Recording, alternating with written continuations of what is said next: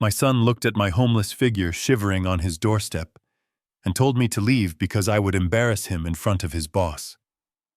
He handed me $200 like I was a beggar and shut the door in my face. He did not know that 30 days later I would become the chairman of his company, buy the mortgage on his house, and fire him publicly in front of the very elite crowd he tried so hard to impress.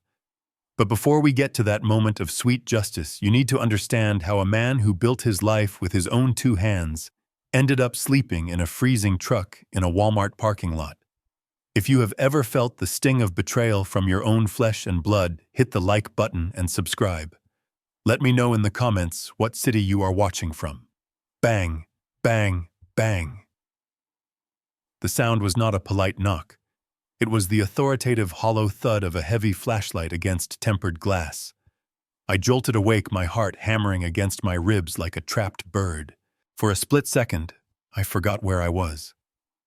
I expected to see the familiar ceiling of the master bedroom I had slept in for 40 years, with the smell of old oak and lemon polish. Instead, I saw a blinding beam of light cutting through the darkness, illuminating the frost that had formed on the inside of the passenger window. My breath came out in white puffs of steam. My neck was stiff, locked in a painful angle against the headrest of my Ford F-150. "Sir, you cannot park here overnight." The voice was muffled by the glass, but the tone was unmistakable. It was not a request. It was an order. I fumbled for the handle, my fingers stiff from the cold. The clock on the dashboard glowed a dull green. 3:15 in the morning. I rolled the window down just a crack, letting the biting Chicago wind slice into the cab. It felt like a razor against my cheek. "I am moving, officer," I rasped, my voice sounding like gravel grinding together. I just needed to rest my eyes for a moment. The officer shone the light directly into my face, making me squint. He was young, probably the same age my grandson would have been if I had one. He looked at my gray beard, the heavy bags under my eyes, and the pile of blankets in the back seat. I saw the pity in his eyes. That was the worst part. I could handle anger. I could handle disrespect. But pity from a stranger was a jagged pill to swallow. "Move it along, Pops." Walmart policy. No overnight camping. Camping. He called it camping. As if this was a choice. As if I was on a recreational adventure. I nodded, not trusting myself to speak, and turned the key. The engine sputtered, coughed, and finally roared to life, shaking the entire frame of the truck. I waited until the cruiser pulled away before I put it in gear. As I drove out of the empty lot, the humiliation washed over me hotter than the heater that was slowly trying to warm the cab. I am Harrison Cole. I am 70 years old. I am a master carpenter whose furniture sits in the governor's mansion. And tonight, I am being chased away like a stray dog. It had only been 48 hours, but it felt like a lifetime ago. The memory of the padlock snapping shut echoed in my mind louder than the truck's engine. 2 days ago, I had stood in front of Cole Custom Woodworks, the shop I had built from the ground up since 1985. The bank manager, a man named Mr. Henderson, who had never worked a day of manual labor in his life, stood there with a clipboard and 2 sheriff's deputies. "Mr. Cole." "I am sorry it came to this," Henderson had said, his voice devoid of any real apology. "But the loan default is irreversible. The foreclosure process on both the business assets and your personal residence is effective immediately." I had stared at him, my hands covered in sawdust, holding a chisel I had been using to finish a custom dining table. "Default? What are you talking about? I have never missed a payment in my life." Henderson had sighed and pulled out a document. A document I recognized. It was the loan agreement I had co-signed for Brandon 2 years ago. My son. My pride. He had come to me with charts and graphs talking about a tech startup that would revolutionize the industry. He needed capital. He needed a guarantor. "Trust me, Dad." He had said, his eyes shining with that charismatic conviction. "It is a sure thing. I will pay it off in 6 months. You are just the safety net. I signed it. Of course I signed it. He was my son. You do not count the cost when it is for your children. You give them the shirt off your back. You give them the blood from your veins. But Brandon had not paid it off in 6 months. According to Henderson, Brandon had stopped making payments almost a year ago. He had ignored the warnings. He had hidden the notices. And because I had put everything up as collateral, trusting my boy, the bank had come for me. In the span of an hour, I watched them lock the doors to my shop. My tools, my wood, my unfinished projects, my life's work locked away behind glass I could not break. Then they went to my house. The house where I raised Brandon. The house where I nursed my wife Martha until she took her last breath. They gave me 20 minutes to pack a bag. 20 minutes to summarize 70 years of existence. I grabbed my clothes, my medication, and the photo album from the nightstand. That was it. Now driving aimlessly through the deserted streets of Chicago, the reality of my situation gnawed at my stomach. I pulled into a 24-hour gas station, not because I needed fuel, but because I needed a bathroom. I parked in the shadows away from the harsh overhead lights and grabbed my toiletry bag. Inside the restroom, the fluorescent light buzzed like an angry hornet. The mirror was cracked and stained. I looked at the reflection and barely recognized the man staring back. My eyes were bloodshot. My silver hair was matted on one side. Stubble covered my jaw. I looked like a derelict. I washed my face with freezing cold water and the gritty pink soap from the dispenser. It smelled like industrial chemicals. I tried to scrub away the shame, but it clung to me deeper than dirt. I brushed my teeth, spitting into a sink that was stained with rust. When I walked out, the clerk behind the counter, a tired-looking woman with heavy eyeliner, watched me like I was going to steal a candy bar. I approached the counter and poured a cup of coffee. It was burnt and had been sitting there for hours, but I needed the heat. I needed something to hold on to. "That will be $2.15, she said without looking up from her phone. I reached into my pocket and pulled out a handful of change. Quarters, dimes, nickels. I counted them out on the counter one by one. Clink, clink, clink. My hands, large and calloused, shook slightly. These hands had crafted mahogany desks worth $10,000. These hands had built the cradle my son slept in. Now they were trembling as they pushed pennies across a sticky counter to buy stale coffee. The line behind me began to form. Someone sighed loudly. A construction worker checked his watch. I could feel their eyes boring into my back. Just an old man slowing everyone down. Just a useless eater taking up space. I kept my head down, mumbled an apology, and took my cup. Back in the truck, I wrapped my hands around the cardboard, letting the warmth seep into my arthritic knuckles. The sun was starting to crest over the horizon, painting the gray sky with streaks of bruised purple. I checked my wallet. I had exactly $43 left. No home, no shop, no income. I took a sip of the bitter coffee and made a decision. I could not live in this truck. It was winter in Chicago. Another night like this could kill me. I had to swallow my pride. I had to go to Brandon. He was the reason I was in this mess, yes, but he was also my son. Maybe he did not know the bank had moved this fast. Maybe he was scrambling to fix it. He had a big house in the suburbs, a 4-bedroom colonial that I had given him the down payment for 5 years ago. He had plenty of room. He would not turn me away. He couldn't. I was his father. I wiped the fog from the windshield and put the truck in gear. I would go to Brandon's house. I would explain what happened. We would figure this out together like a family. I held on to that hope as I merged onto the highway, driving towards the affluent suburbs where the lawns were manicured and the driveways were heated. I did not know it then, but I was driving toward a humiliation far worse than the police officer's flashlight or the gas station clerk's stare. I was driving toward the moment, that would break my heart, but also the moment that would forge my resolve for revenge.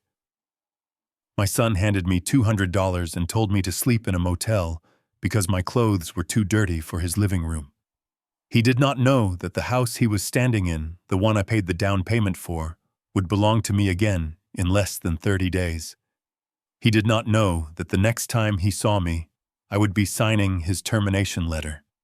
But before I could taste that sweet revenge, I had to survive the coldest night of my life, betrayed by the only family I had left. If you have ever given everything to someone who treated you like nothing, hit like and subscribe. Let me know in the comments which city you are watching from. The drive to the suburbs felt longer than usual. My old Ford truck, rattled and humming with a heater that barely worked, looked like a scar moving across the perfect face of the North Shore. This was a neighborhood of wrought iron gates and heated driveways, where the snow seemed to fall more politely than it did in the city. I knew this street by heart. I knew every curve and every stop sign because I had driven here every weekend for months 5 years ago, helping my son Brandon fix up the landscaping. I pulled up to the curb in front of number 42. The house looked magnificent.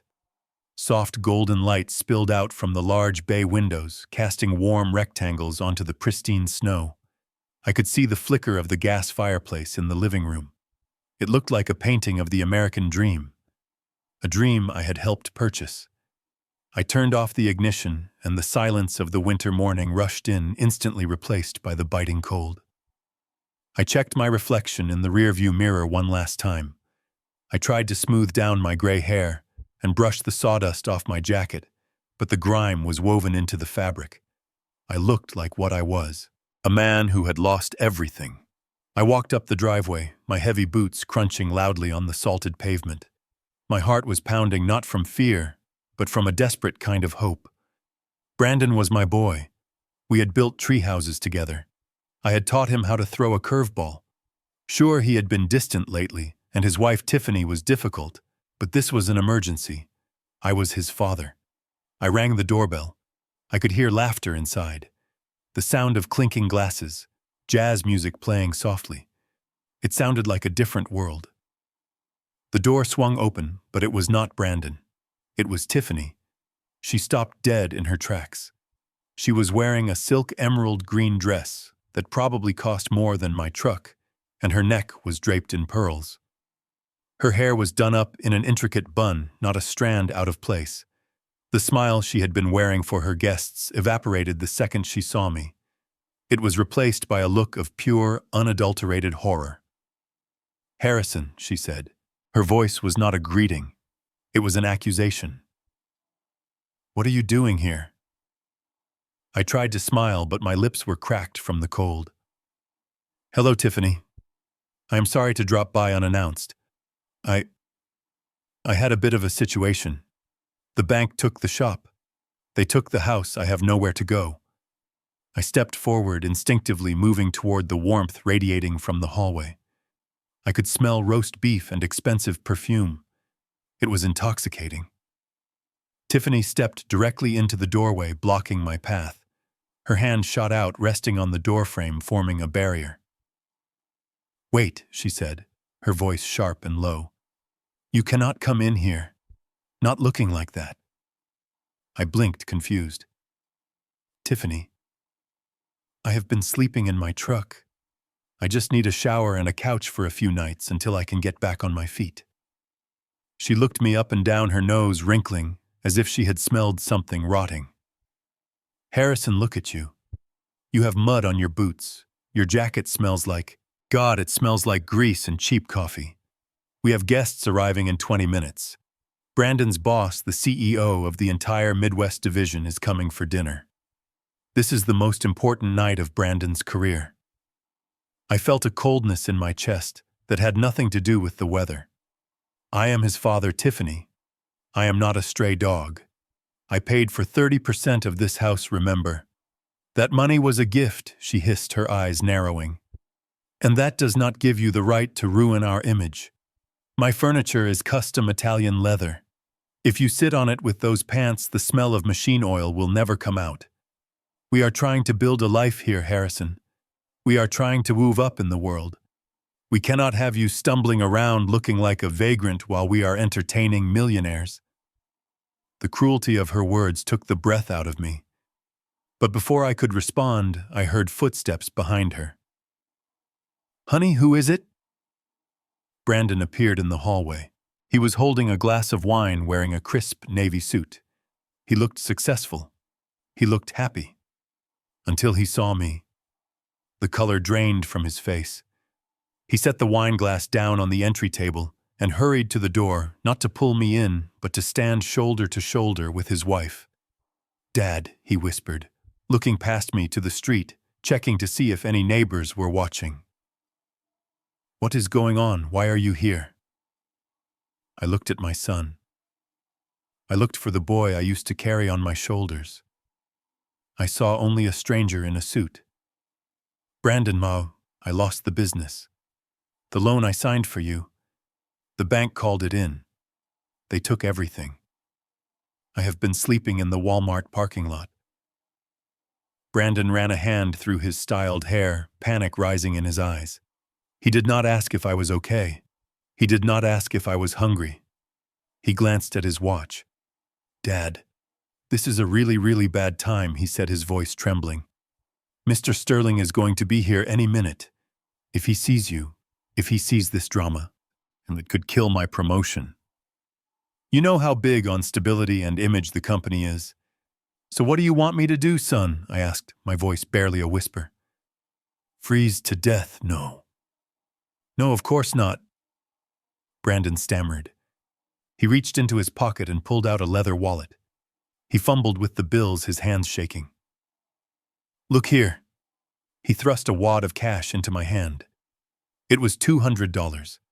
2 crisp $100 bills. "There is a motel out on Route 41. The Sleep Easy Inn. It is cheap and they have vacancies. Just go there for tonight. Get cleaned up. We will call you next week when things settle down." Next week. I looked down at the money in my rough, calloused hand. The hand that had built his first crib. The hand that had signed the loan that ruined me. Tiffany checked her reflection in the hall mirror, clearly done with the conversation. "Brandon, hurry up. The caterers need instructions." Brandon looked at me with pleading eyes. "Please, Dad. Just take the money and go. Don't make a scene. Do this for me. Do this for him." I had done everything for him.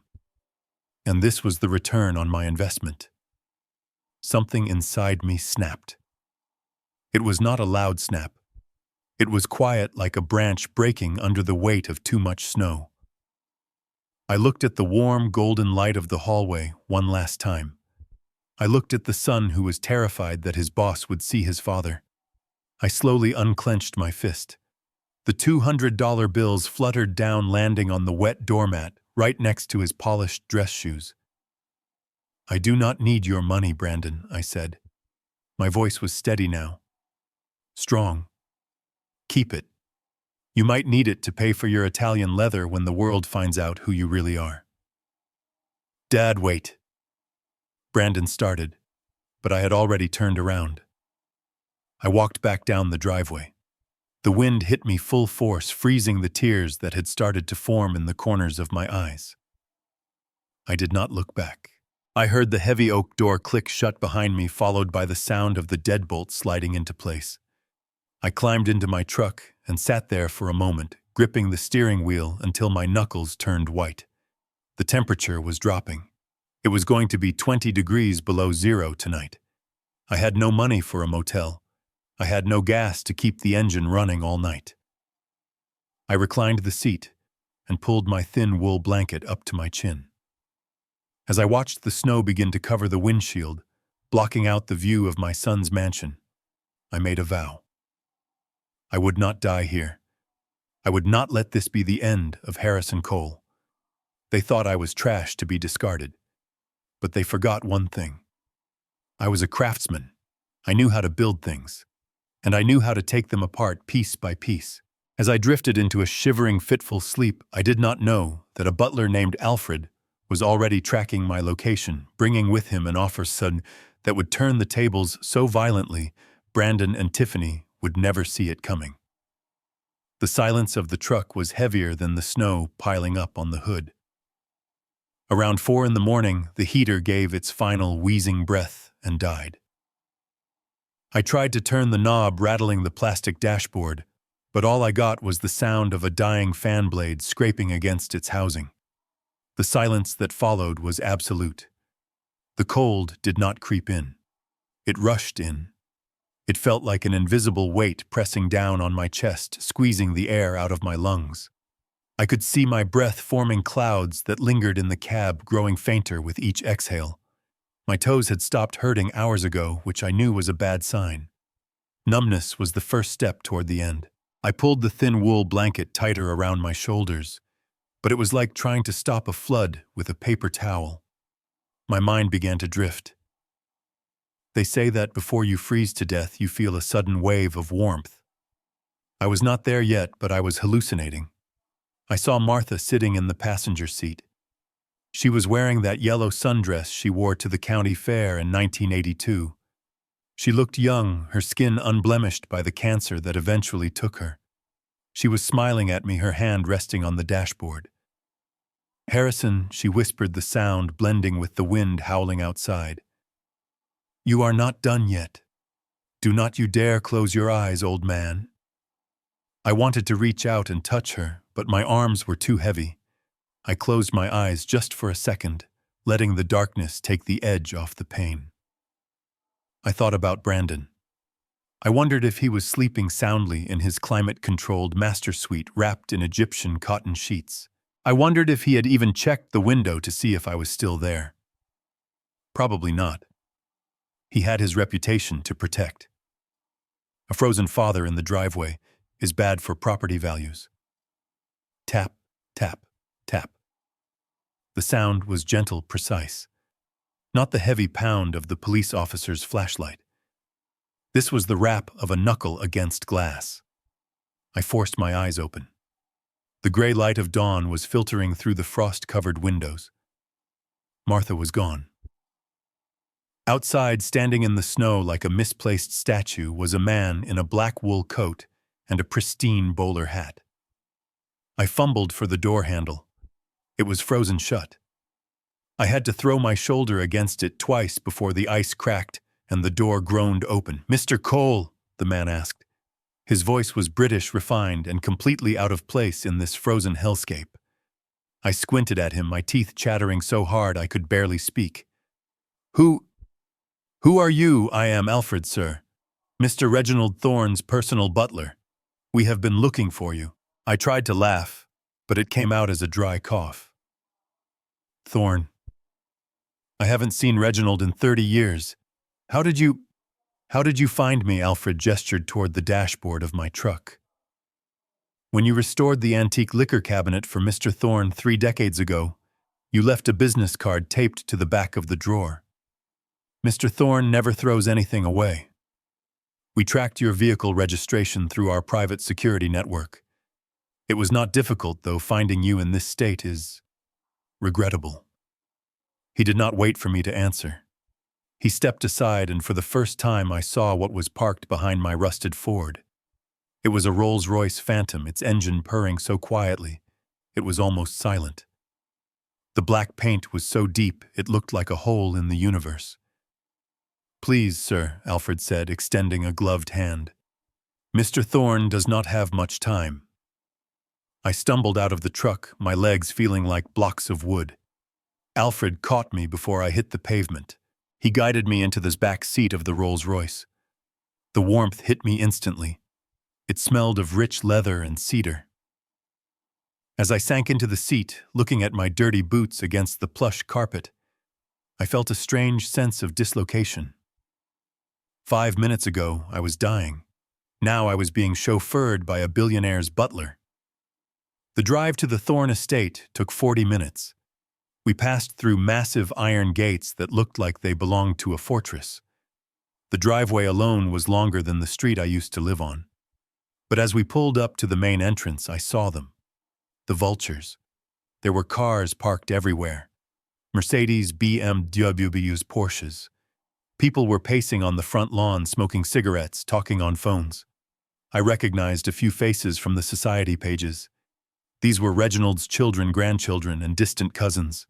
They were dressed in black, mourning a man who was not even dead yet.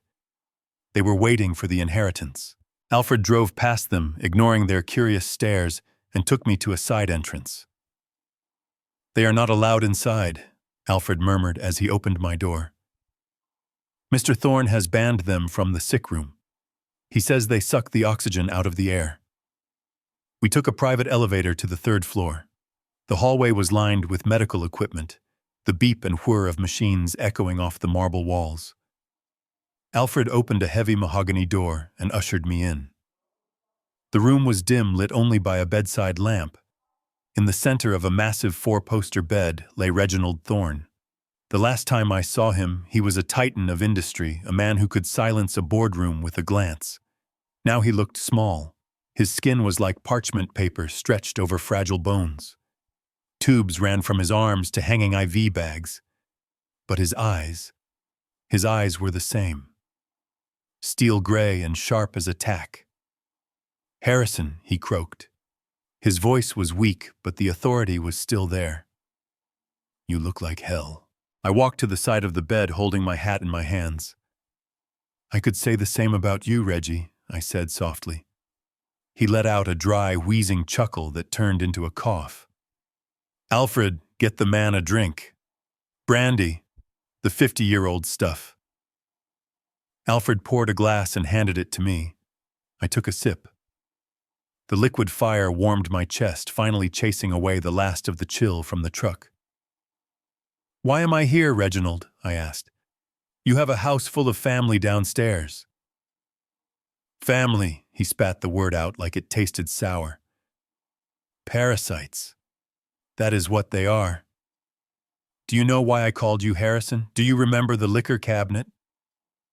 I nodded. "It was 1995.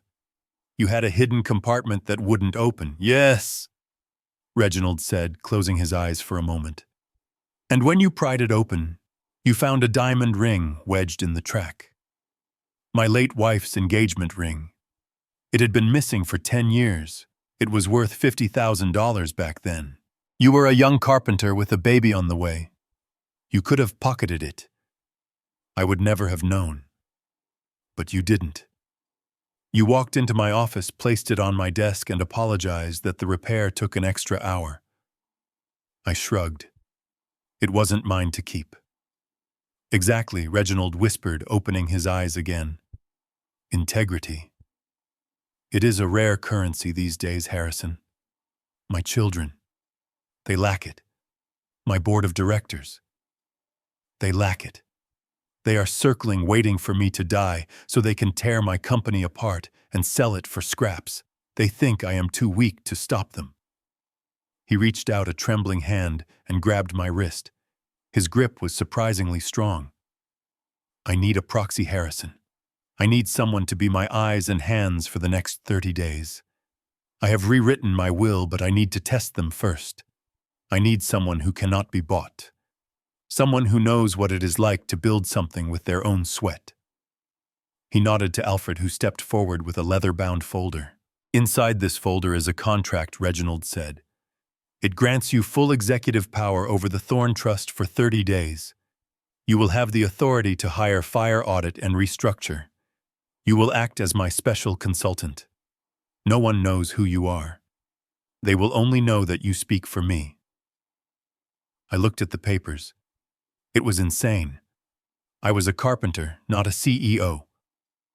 "Reginald, I don't know anything about running a billion-dollar conglomerate." "You know people," Reginald countered. "You know how to spot rot in wood.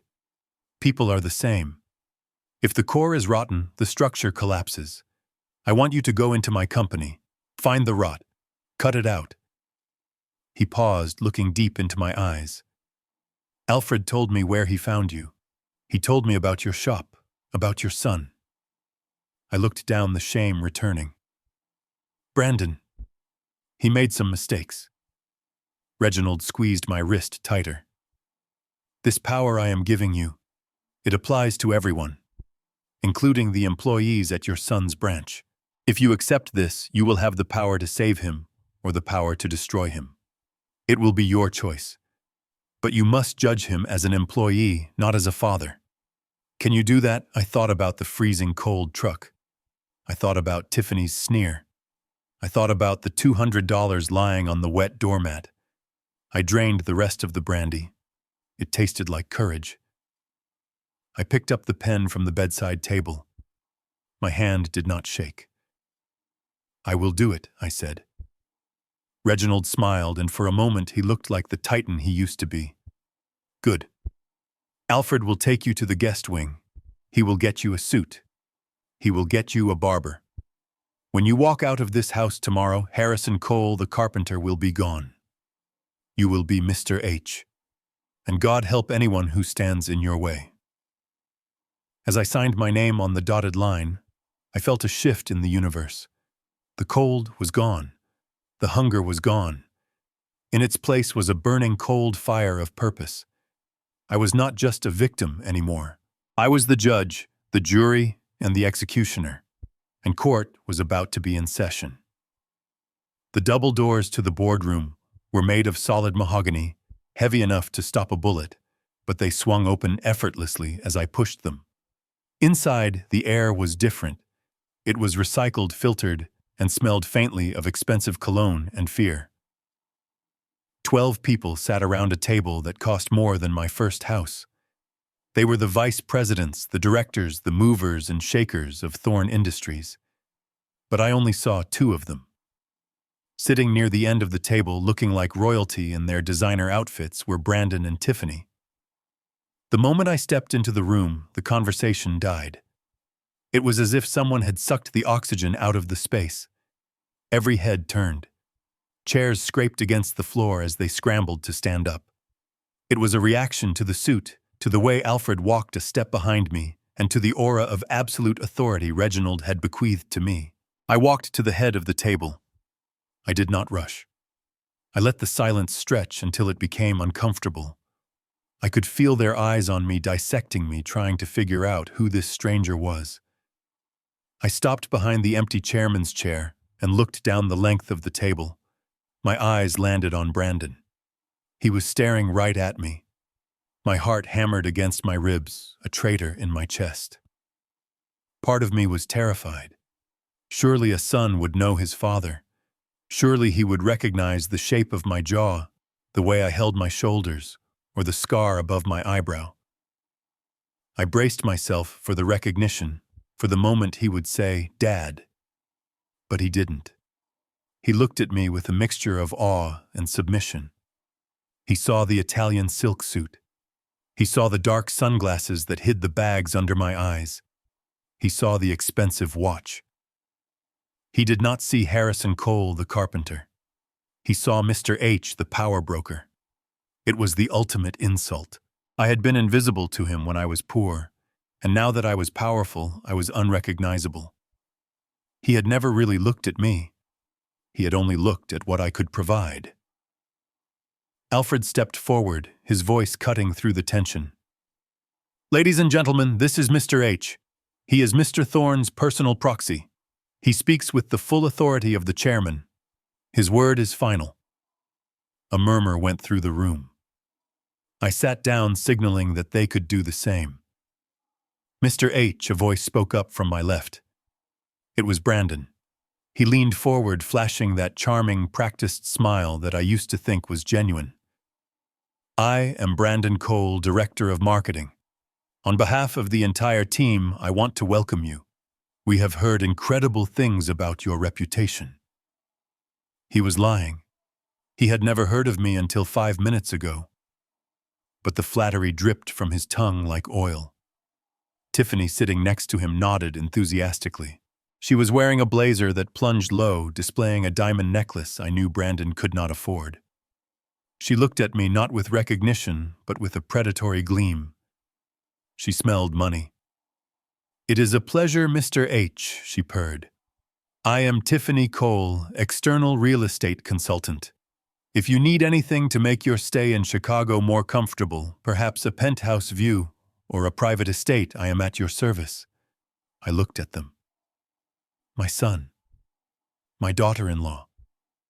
They were sitting there well-fed and well-dressed while their father had nearly frozen to death hours ago. I tightened my hand into a fist under the table, digging my nails into my palm until the pain grounded me. "Mr. Cole," I said. My voice was lower than usual, gravelly from the cold and the brandy. "I have reviewed your file.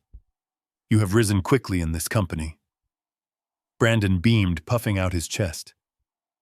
"Thank you, sir. I believe in hard work and dedication. It is something I was raised with." "Is that so?" I asked, leaning back in the leather chair. "Mr. Thorne values heritage. Tell me about your background, your family." This was the test. I wanted to give him a chance. One chance to tell the truth. One chance to say, my father is a craftsman who fell on hard times. Brandon didn't hesitate. He didn't even blink. "Well, sir, I come from a long line of entrepreneurs," he said smoothly. "My parents were in international logistics. They built a shipping empire in the 90s. They retired a few years ago to a private community in Boca Raton, Florida.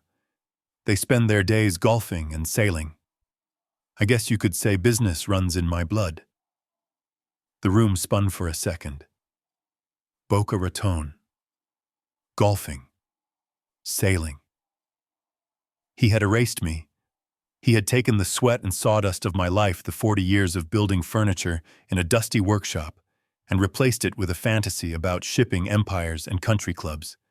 He was ashamed of me. He had buried me alive before I was even dead. Tiffany chimed in, placing a hand on Brandon's arm. "Yes, Brandon comes from excellent stock. Very high society. That is why we connect so well with the Thorne brand. We understand luxury because we were born into it." I felt a cold rage settle in my stomach, heavier than lead. The last shred of guilt I had about what I was going to do evaporated. The boy I raised was gone. The man sitting in front of me was a stranger, a parasite who fed on lies. "Excellent," I said, my voice devoid of emotion.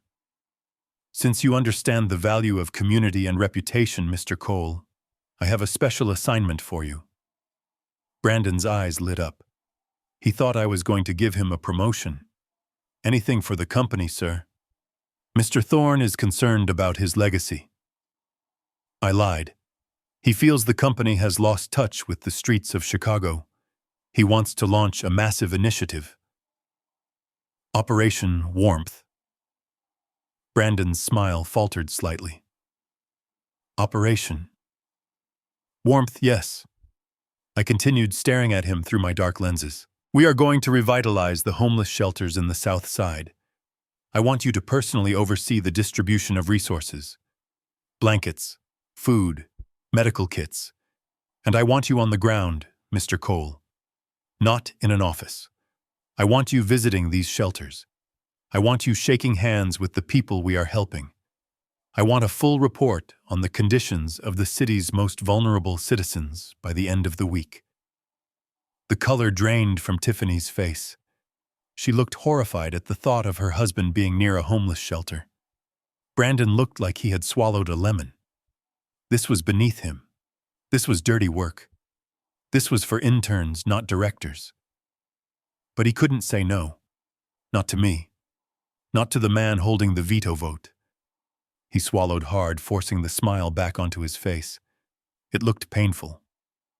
"Of course, Mr. H., that sounds inspiring. I will get my team on it right away." "No team," I corrected sharply. "Just you. This is a test of your leadership, Mr. Cole. Can you handle it?" He looked at me, trapped. "Yes, sir. I can handle it." "Good," I said, standing up. "The meeting is adjourned." As the executives filed out, Brandon lingered for a moment, looking at me with a mix of confusion and desperation, trying to figure out why he had been assigned janitorial duty. He didn't know that I was sending him to the very places he had tried to banish me to. He didn't know that this was just the beginning of his education. I watched him walk out, his shoulders slumped. I sat back down in the empty boardroom, the silence returning. I looked at my hands, the rough, scarred hands of a carpenter. He said I was a shipping magnate in Florida. I picked up the silver pen from the table and opened the personnel file again. I found the page with his salary and benefits. I took the pen and drew a thick black line through his annual bonus. Lesson 1, Brandon, I whispered to the empty room. You cannot build a castle on a foundation of lies. Eventually, the ground opens up, and I am the earthquake. The office was silent except for the hum of the central air conditioning and the rhythmic clicking of my mouse.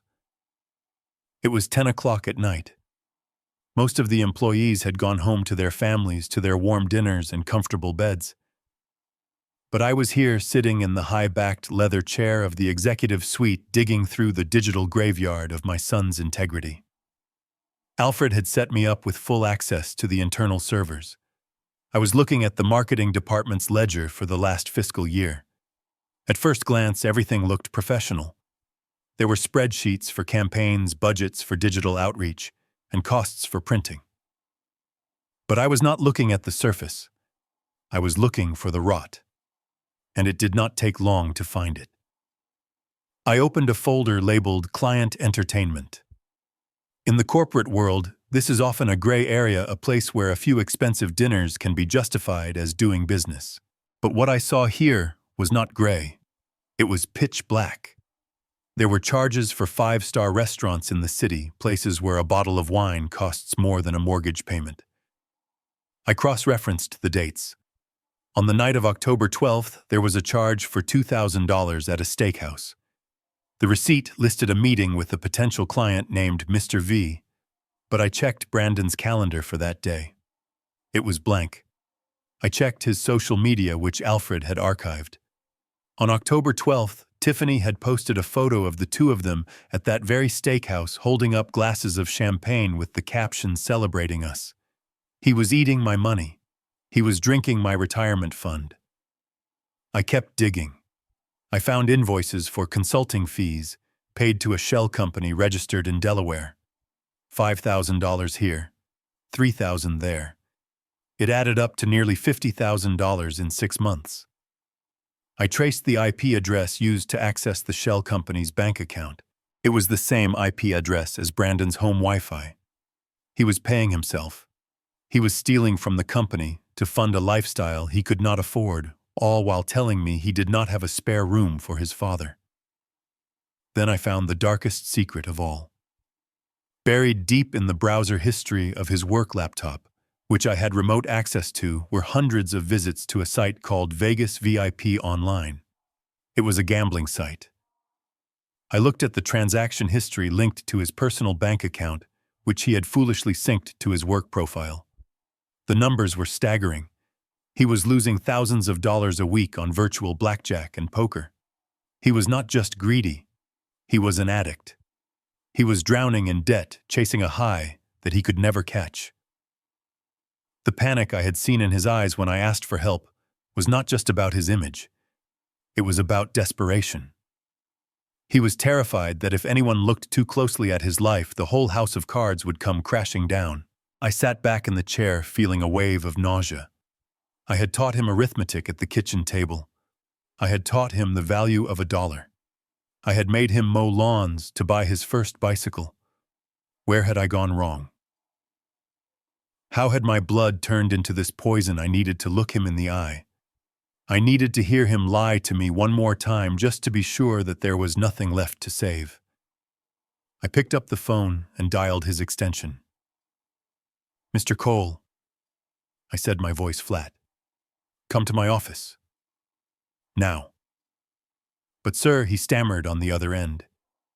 "It is late. I was just packing up to now, Brandon." 5 minutes later, the door opened. Brandon walked in. He looked tired. His tie was loosened, and there were sweat stains under his arms. He looked like a man who was running from a ghost. He saw me sitting in the shadows, the light from the monitor illuminating my face from below, highlighting the sharp lines of my jaw. "Sit down," I said, gesturing to the chair opposite the desk.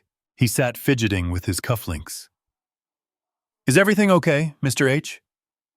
Did I do something wrong with the shelter project?" "The shelter project is fine," I said, leaning forward. "I want to talk about you, Brandon. I have been reviewing the department's financials. You seem to be under a lot of pressure." He swallowed hard, his Adam's apple bobbing. "The pressure is good, sir. It drives performance."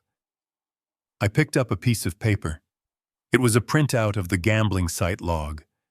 I did not show it to him. I just held it in my hand. "I know how expensive life can be in this city," I said softly.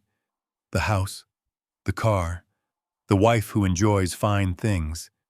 It can be a heavy burden for a young man. Sometimes people get desperate. They make choices they regret." He froze.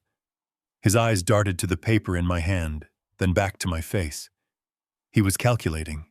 He was trying to figure out how much I knew. "I am managing, sir," he said quickly. "My finances are in order." "Are they?" I pressed. "Because when we first met, you mentioned family struggles. You seemed distracted." "I value honesty above all else, Mr. Cole. If you are in trouble, if you have debts that are compromising your judgment, you need to tell me."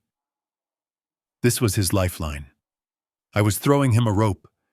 If he confessed now, if he said, "I have a gambling problem, I need help," maybe, just maybe, I would have sent him to rehab instead of prison. But Brandon did not grab the rope. He grabbed a shovel and dug his grave deeper. He put on a mask of sorrow.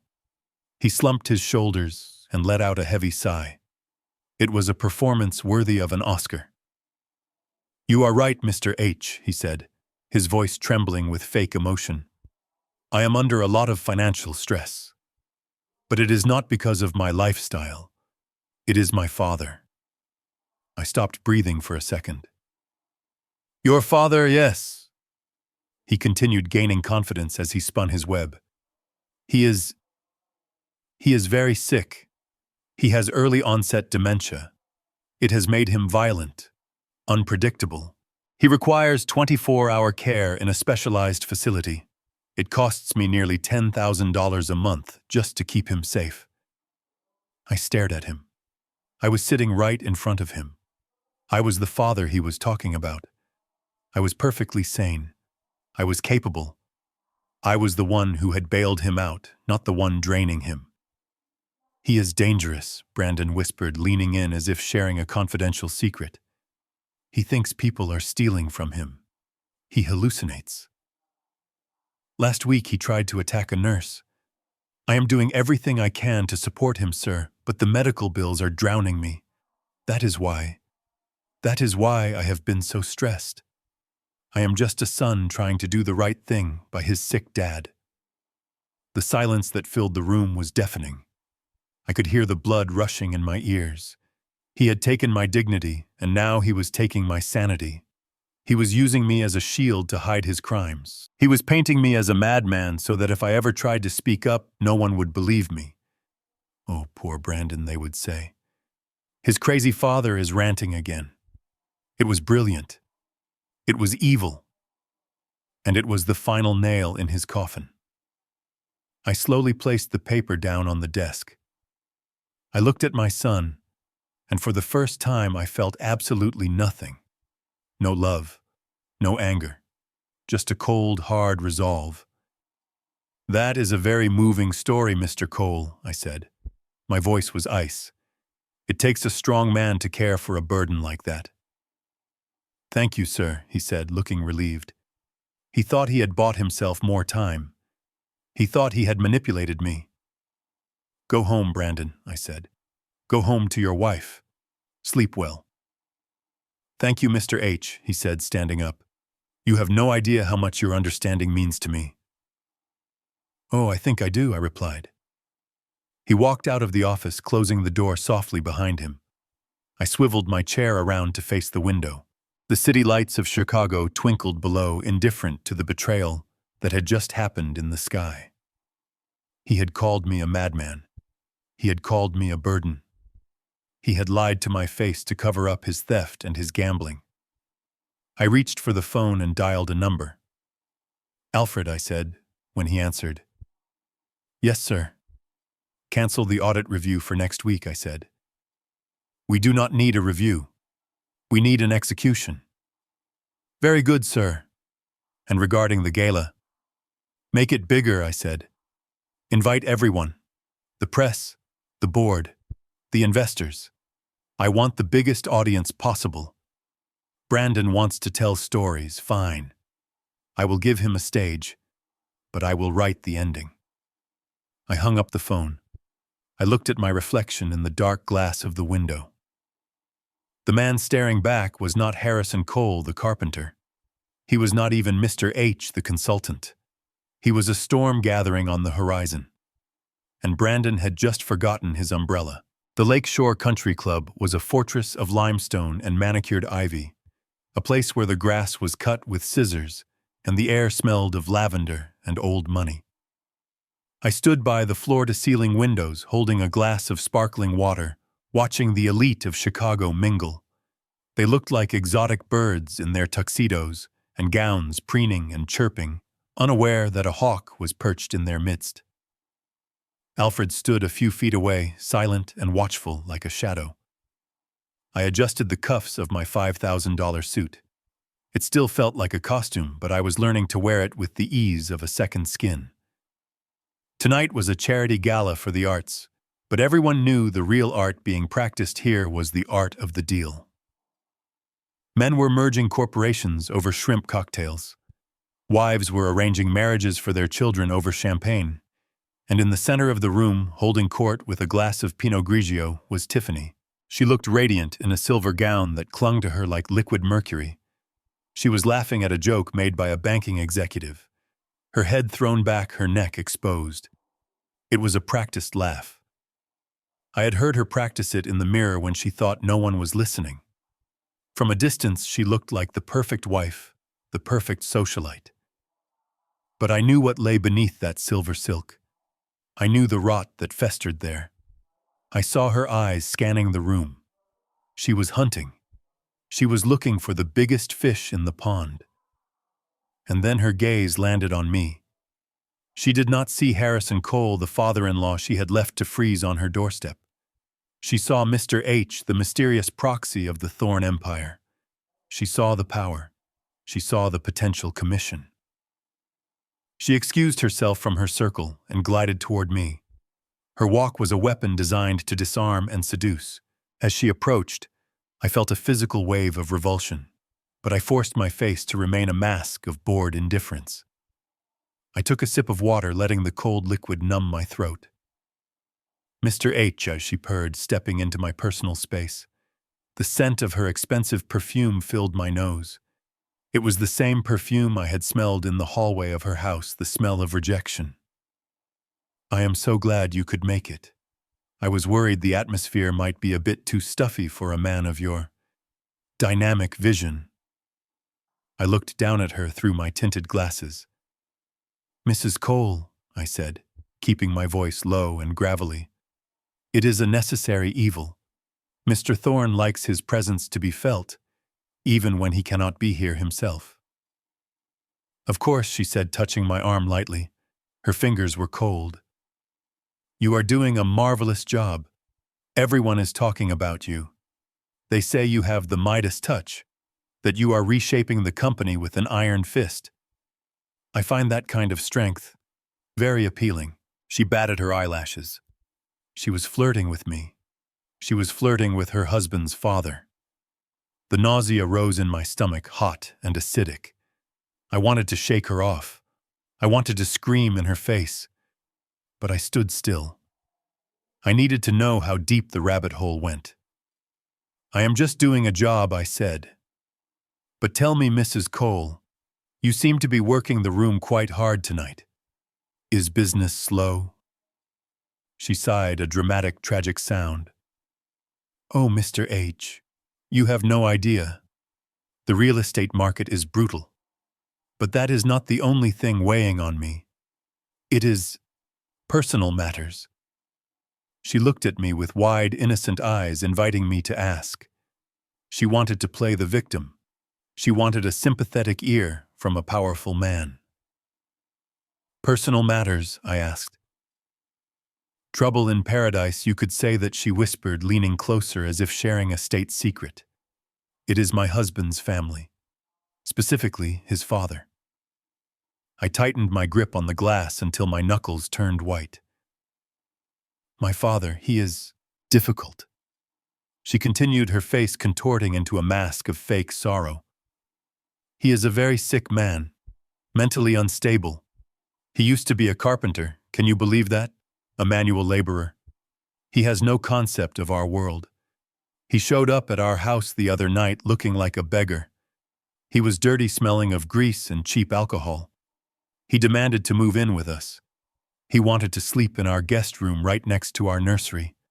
I felt the blood pounding in my ears. Nursery?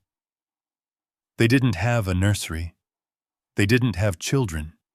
She was inventing a non-existent grandchild to make me look like a monster who threatened a baby. That sounds distressing, I managed to say. It was terrifying, she said, shuddering. I had to protect my home. I had to protect Brandon. My husband, bless his heart, is too soft. He wanted to help, but I had to be the strong one. I had to send him away. For his own good, of course.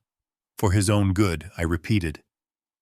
Yes, we simply cannot have that kind of chaos in our lives. Not when we are on the brink of such success. So I have been looking into solutions. Permanent solutions. She took a sip of her wine, her eyes gleaming over the rim of the glass. I found a facility, she said casually. It is called Shady Pines. It is a state-funded nursing home about 2 hours south of the city. It is basic.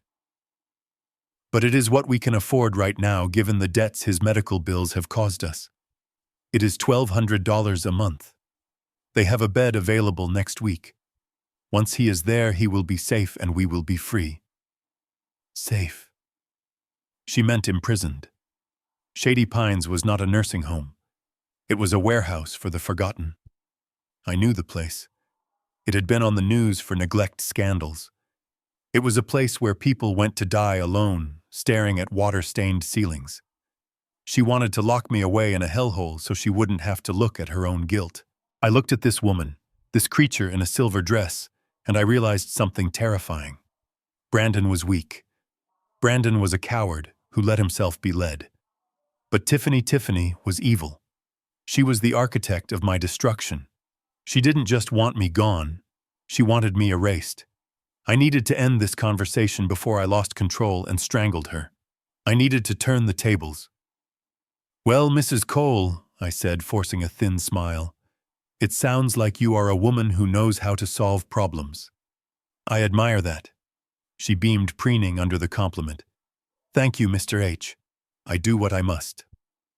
Speaking of problems, I said, shifting the subject, I am currently looking for a property, something discreet, something in the suburbs, a place where I can get away from the noise of the city, but I need it to be move-in ready.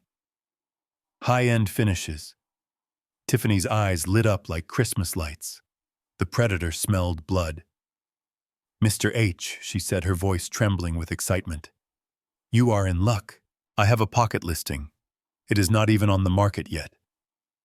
It is a stunning colonial in the North Shore. 4 bedrooms, custom Italian leather furniture, a heated driveway. Actually, it belongs to a very motivated seller who needs to liquidate quickly. She was selling her own house. The house I had paid for. The house they were living in. They were selling it secretly, probably to pay off Brandon's gambling debts before the bank foreclosed, hoping to take the cash and run. Is that so? I asked, feigning interest. Why are they selling? Oh, you know, she waved her hand dismissively. They are moving to Europe for business. They need a cash buyer who can close immediately. The price is a steal.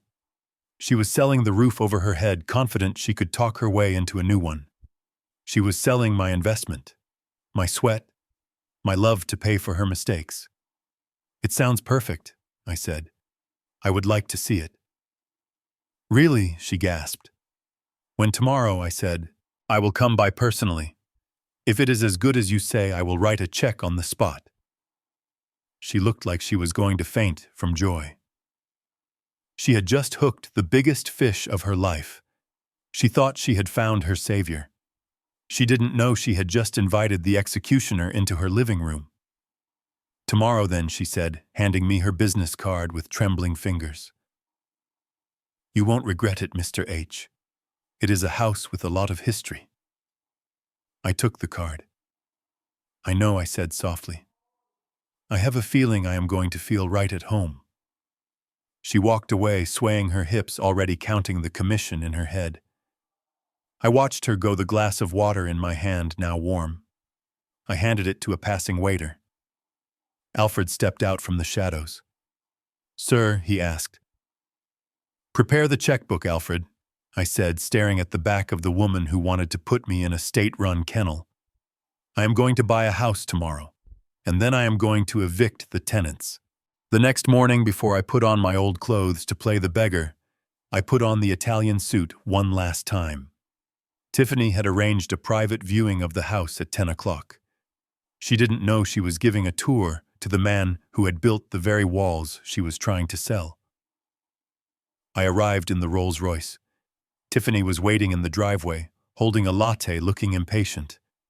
When she saw the car, her posture shifted instantly from bored housewife to eager salesperson. Mr. H, she chirped, opening the car door herself. Welcome, I'm so glad you could make it. I stepped out, looking up at the house. It was the same structure, but the soul was gone. Shall we start in the garden? I suggested, adjusting my sunglasses. I walked toward the side yard. My heart sank. Where my late wife Martha had spent 20 years cultivating prize-winning hydrangeas, there was now just a slab of gray concrete and a sleek, soulless fire pit. Low maintenance, Tiffany explained, noticing my gaze. The previous owner, my husband's father, he had this obsession with flowers. It was messy. Bugs everywhere. We paved it over the week we moved in. Much cleaner, don't you think? I tightened my grip on the handle of my umbrella. They had paved over Martha's garden. They had buried her labor of love under a layer of cement because they couldn't be bothered to water it. It feels sterile, I said coldly. It feels modern, she corrected, guiding me toward the garage. And here is the best part. A 3-car garage. Plenty of space. I walked inside. The smell of sawdust and varnish my smell was gone, replaced by the chemical sting of cleaning products. My workbench, the sturdy oak table where I had taught Brandon to hold a hammer, was gone. In its place was a Peloton bike and a stack of unopened Amazon boxes. There used to be a workshop here, I asked, feigning ignorance. Oh, you have a good eye, Tiffany laughed dismissively. Yes, it was full of old junk, rusty tools, piles of wood. We hired a hauling company to clear it all out. It took 2 dumpsters. Can you believe the old man kept jars of bent nails? Total hoarder behavior. I felt a physical blow to my chest. Those bent nails were from the first project Brandon and I ever built together, a treehouse. I had saved them as a memento. She had thrown them in a dumpster. We moved into the kitchen. I ran my hand over the cabinets. I had built these cabinets myself, hand-selecting the cherry wood carving, the detailing on the doors. These are custom, I said. They're okay. Tiffany shrugged. We were planning to rip them out next month. Replace them with white lacquer. Something more expensive looking. She didn't know quality. She only knew price tags. She was standing in a house built with love, planning to gut it because it didn't look like a magazine cover.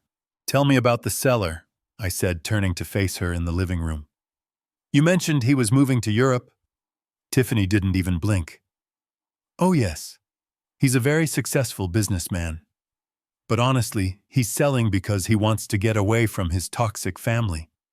His father, well, let's just say the apple fell very far from the tree. The father is a drain on his resources. Selling this place is his way of cutting ties. She was using my own son's success as a selling point, while simultaneously painting me as the villain who forced them to sell. It was a masterclass in gaslighting. I see, I said, checking my watch to hide the shaking of my hands. Well, Mrs. Cole, I've seen enough. So, what do you think? She asked, her eyes wide with greed. I think, I said, walking to the door, that this house has bad bones, but nothing a bulldozer couldn't fix. I left her standing there confused while I got back into the car. The inspection was over. I had seen the emptiness of their lives. Now I was ready to come back tonight and show them the emptiness of their hearts. The next evening, I took off the Italian silk suit. I hung it carefully in the cedar closet of the guest suite at the Thorne estate. Then I reached into the plastic trash bag I had brought with me from the truck. I pulled out my old flannel shirt, the one with the frayed collar and the stain on the pocket from a leaky pen. I pulled on my work pants, stiff with sawdust and grease. I laced up my boots, the leather cracked and worn. When I looked in the mirror, Mr. H was gone. Harrison Cole. The failure stared back. But there was a difference this time. The man in the mirror was not desperate. He was not looking for a savior. He was looking for evidence. I needed to know once and for all if there was any shred of humanity left in the people who claimed to be my family. I needed to know if the way they treated Mr. H was just business, and the way they treated Harrison was just stress. I needed to give them one final chance to choose love over money. I took a taxi to the edge of the neighborhood. I did not want them to see a car. I wanted them to see me walking. The wind was howling again, a biting gust that came off Lake Michigan and cut right through my flannel shirt. It was not as cold as the night I slept in the truck, but it was cold enough to make my bones ache. I walked down the street, passing the houses with their warm yellow windows. I saw families sitting down to dinner. I saw fathers playing with their children. I felt like a ghost haunting the life I used to have. When I reached number 42, the house was dark except for the light in the kitchen and the flickering blue glow of a television in the living room. I walked up the driveway. My boots felt heavy. Every step was a question I was afraid to answer. I stood on the porch, the same porch where I had sanded the railings by hand 3 summers ago. I took a deep breath, letting the freezing air fill my lungs, and rang the bell. I heard the heavy footsteps of a dog inside. Duke, the Doberman I had bought for them as a puppy for protection. He barked a deep, guttural sound. "Shut up, Duke," I heard Tiffany scream from inside. The lock turned. The door opened a crack. Tiffany peered out. She was not wearing her gala gown tonight. She was in expensive yoga pants and a cashmere sweater, holding a glass of red wine. When she saw me standing there shivering in my dirty clothes, her face did not show surprise. It showed pure, unadulterated loathing. "You," she spat. The word came out like a curse. "I thought we made ourselves clear, Harrison." I huddled into my jacket, making myself look smaller, frailer than I actually was. "I am sorry to disturb you, Tiffany," I said, my voice shaking. I haven't eaten since yesterday. It is so cold out here. I just wanted to know if you had some soup, maybe some leftovers, anything warm." She looked at me as if I had asked for her kidney. She took a sip of her wine, savoring it right in front of my starving face. "We are not a soup kitchen, Harrison," she snapped. "We are not a shelter. Do you have any idea what time it is? We are trying to relax. We have a very big day tomorrow. We are selling this house to a very important client, and I cannot have you lingering around like a stray cat smelling up the porch." I looked at her. I looked for a flicker of compassion. Just a tiny spark. But her eyes were dead.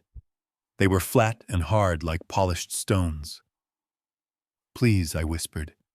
Just a bowl of soup. I will eat it on the steps. I won't even come inside. Get off my property, she hissed. If you are not gone in 10 seconds, I am opening this door and letting Duke out. You know he doesn't like strangers. And right now, Harrison, you look like a very dangerous stranger. She was threatening to set a dog on me. The dog I paid for. The dog I had walked when it was a puppy. Who is it, honey? Brandon's voice drifted from the living room. It is your father again, Tiffany yelled over her shoulder, not taking her eyes off me. He is begging for food. Brandon appeared behind her. He was wearing sweatpants and a t-shirt. He looked exhausted, the stress of his double life clearly weighing on him. He saw me standing in the cold. He saw his wife's hand on the door handle ready to release the dog.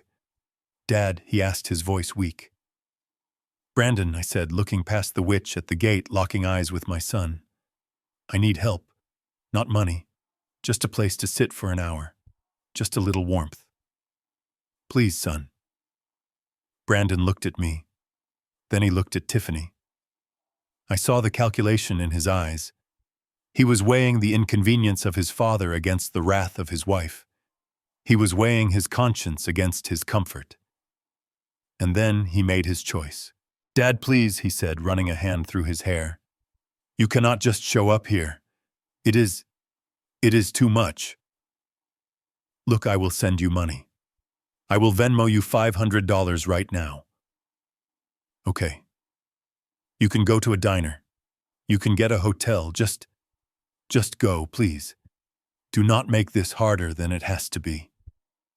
He pulled out his phone, tapping the screen frantically, trying to buy his way out of his moral obligation. I stood there, the wind whipping around me. $500. That was the price of a father. That was the cost of a lifetime of sacrifice. He thought he could transfer a few digits on a screen and wash his hands of me. I stopped shivering. The cold didn't bother me anymore. The sadness didn't bother me anymore. It was all replaced by a clarity so sharp it felt like a knife. I looked at the phone in his hand. I looked at the sneer on Tiffany's face. I straightened my back. I stopped hunching. I looked Brandon dead in the eye, and for a second he flinched, because he saw something he didn't recognize. He saw the iron that lay beneath the flannel. Keep your money, Brandon, I said. My voice was not shaking. It was steady. It was final. You are going to need every penny of it. What he asked, confused by the sudden change in my tone. I said, keep it, I repeated. I turned my gaze to Tiffany. And you, Tiffany, make sure you clean the house well for your buyer tomorrow. Mr. H has very high standards. She blinked, looking confused. How do you know about... But I didn't let her finish. This is the last time I will ever bother you, I said. I promise you that. I turned around. I walked down the driveway. I did not look back at the warm yellow light.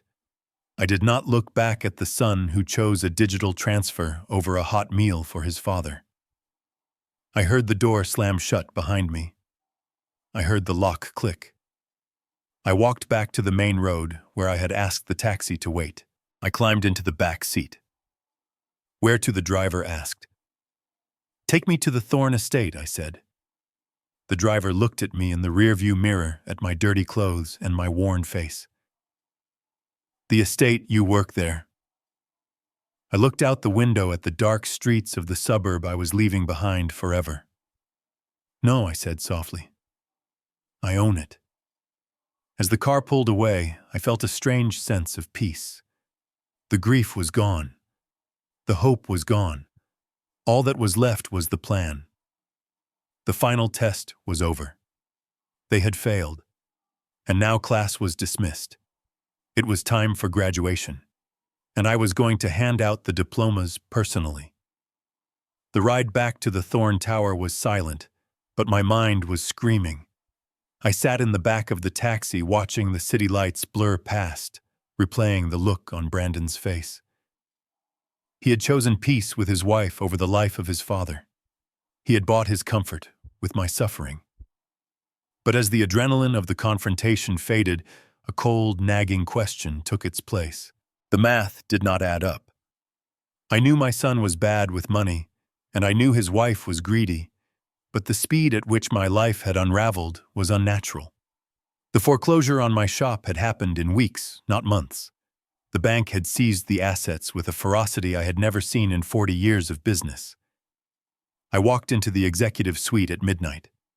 The cleaning crew was vacuuming the hallway, but they stopped and lowered their heads as I passed. They knew who I was now. Everyone knew who Mr. H was. I walked straight to my desk and woke up the computer.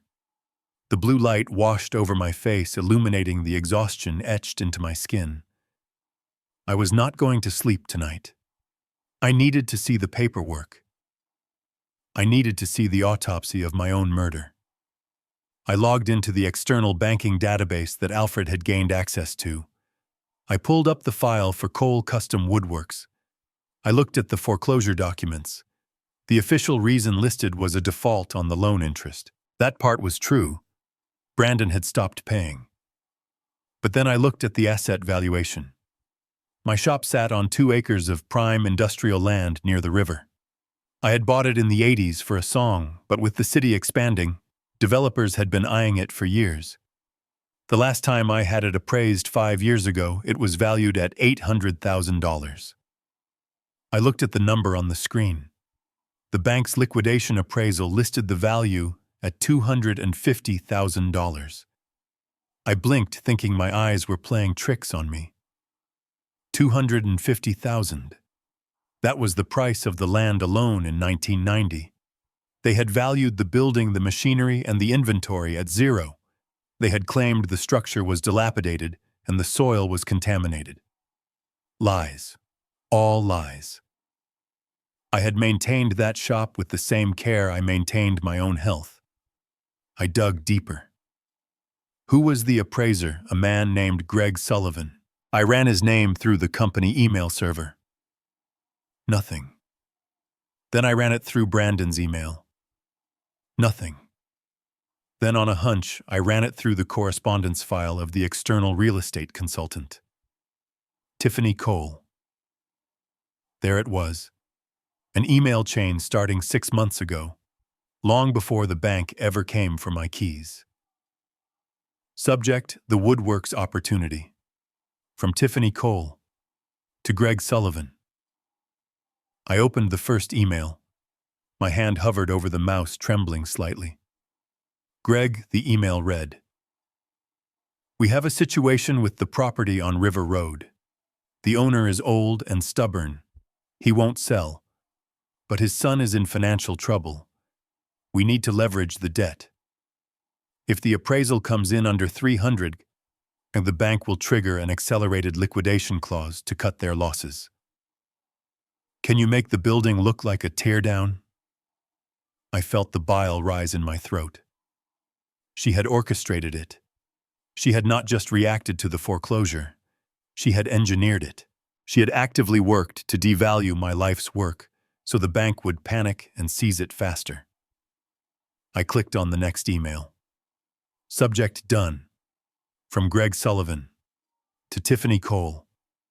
Report is filed. I listed structural damage and potential asbestos. Value is set at $250. When do we list it? And the reply from Tiffany. Perfect. I have a buyer lined up. The condo developers Skyline Group. They are offering $1.2 million for the land once it is cleared. My commission on the buy side and the sell side will be 20% if we facilitate the quick transfer. That is $240,000 for us to split. I sat back, gasping for air. It was not just about getting rid of me. It was a heist. She had stolen $1 million of equity from under my feet. She had sold my legacy to a condo developer for a quick payday. The $200,000 she made was the exact amount Brandon needed to pay off his gambling debts to the bookies. The realization hit me like a physical blow. They had cannibalized me. They had stripped the flesh from my bones to feed their own addictions. But there was one final question. Did Brandon know, or was he just a pawn in her game? I wanted to believe he was innocent. I wanted to believe he was just weak and stupid, manipulated by a shark.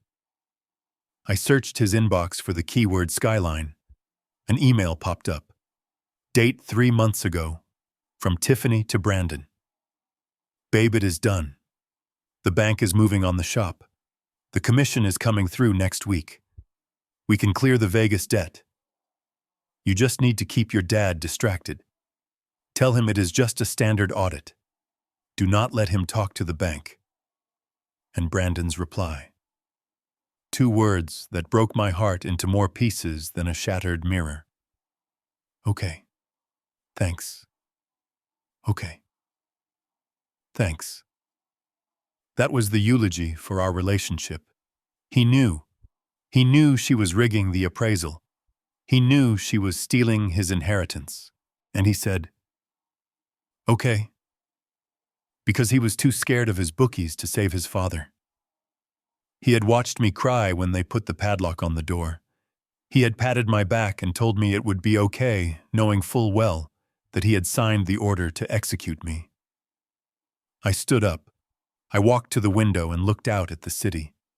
It looked different now. It was not just a collection of buildings. It was a jungle. And in this jungle, my son was not a predator. He was a scavenger. And his wife was a parasite. I felt a tear run down my cheek. It was hot and angry. I wiped it away with the back of my hand. That was the last tear I would shed for them. I picked up the phone. It was 2 a.m, but I knew Alfred would answer. He always answered. Alfred, I said. My voice sounded strange to my own ears. It was calm. Too calm. Like the eye of a hurricane. I am here, sir, Alfred replied instantly. I need you to contact the legal department, I said. Wake them up. I don't care what time it is. Yes, sir. What are your instructions?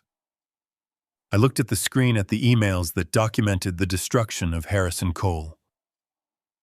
First, I said, I want you to buy Brandon's debt. All of it. The gambling debts, the credit cards, the mortgage on his house. Find out who holds the paper and buy it at face value. I want to be his only creditor. Consider it done, sir. Second, I continued. Contact the bank that foreclosed on my shop.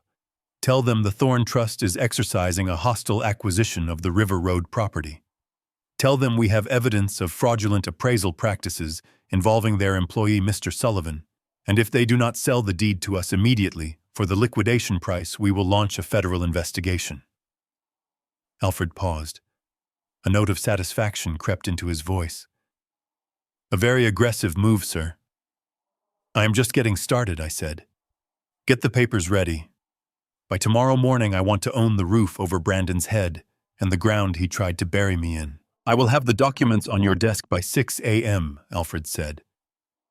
I hung up the phone. I looked around the empty office. It felt small now. The power Reginald had given me was not enough. I needed more. I needed absolute control. I sat back down at the desk. I opened a new document. I began to type. I was not writing a report. I was writing a script. A script for the final act of this tragedy. The gala was coming. And I was going to make sure that when the curtain fell, everyone would know who the villain really was. I looked at the picture of Brandon on the screen, the one from his personnel file where he was smiling that winning smile. You wanted a legacy son, I whispered to the pixels. You wanted to be a big shot.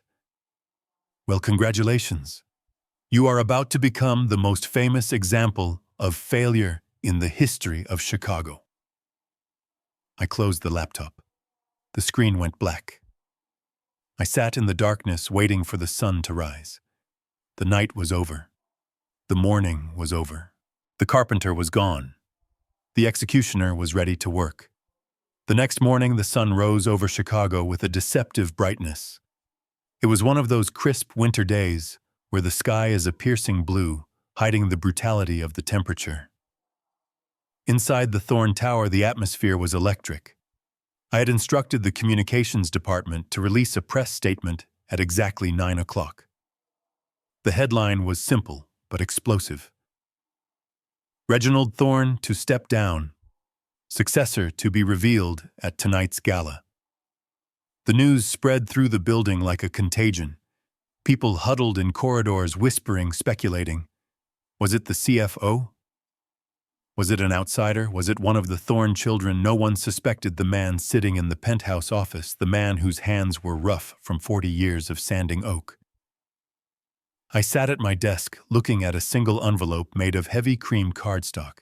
It was embossed with gold leaf. This was the bait. I picked up my fountain pen, the ink as black as the night I spent in my truck, and signed the bottom of the letter inside. I did not sign it as Harrison. I signed it as Mr. H. The letter was a masterpiece of ambiguity. It read, "Dear Mr. Cole, your performance during the recent restructuring has been noted. Mr. Thorne values loyalty and vision above all else. Tonight, we will announce the future of the company. We believe you will be very pleased with your new position in the hierarchy. Please arrive early for a private briefing." It was a lie wrapped in a promise. To a narcissist like Brandon, it would read like a coronation. He would not see the vague wording. He would only see what he wanted to see. CEO. President. King. I buzzed his secretary. "Deliver this to Mr. Cole immediately," I said. "Hand it to him personally." I watched on the internal security feed as the secretary walked into Brandon's office. He was looking at his phone, probably checking the odds on a basketball game. When she handed him the envelope, he looked annoyed. But when he saw the gold seal, his demeanor changed. He tore it open. I watched his eyes scan the lines. I saw his mouth drop open. He stood up, knocking his chair over. He read it again. Then he let out a whoop of joy that the microphone barely picked up. He grabbed his phone and dialed. I didn't need to tap the line to know who he was calling. The trap was sprung. According to Alfred's surveillance reports, the next 6 hours were a frenzy of greed and delusion. Brandon left the office at noon, claiming a family emergency. He picked up Tiffany, and together they embarked on a spending spree that was grotesque in its recklessness. They drove to the Magnificent Mile, the most expensive shopping district in the city. Alfred had a tail on them, a private investigator who sent me updates in real time. They went to a boutique where suits cost more than my first car. Brandon bought a tuxedo with satin lapels. Tiffany bought a gown covered in crystals that shimmered like ice. They bought shoes. They bought watches. They bought jewelry. But here was the twist. I knew for a fact that Brandon's credit cards were maxed out. I had bought his debt. Remember, I had seen the limits. So how were they paying for this royal procession? The answer came in a text message from the investigator at 2 p.m. Subject is currently meeting with a known loan shark in the back room of a pawn shop on State Street. Transaction observed. Cash exchanged. I stared at the message. They were borrowing money from criminals. They were taking cash from men who broke legs for a living, all to look like billionaires for one night. They were so convinced that Brandon was about to be named CEO, so convinced that a massive signing bonus was coming their way, that they were willing to risk their physical safety to keep up appearances. They were betting their lives on a lie I had fed them. It was tragic. It was pathetic. And it was exactly what they deserved. While they were out playing dress-up, I was making a move that was far more permanent. At 3 o'clock, while Brandon was getting fitted for his tuxedo and Tiffany was having her hair done, I sent a team to their house in the suburbs. I did not send movers. I sent a locksmith and a legal courier. Since I had purchased the mortgage from the bank that morning, I was now the legal owner of the property. And since Brandon was technically in default by 3 months, a fact the bank had ignored because of Tiffany's connections, but I had no intention of overlooking, I exercised my right to secure the asset. Alfred live-streamed the footage to my tablet.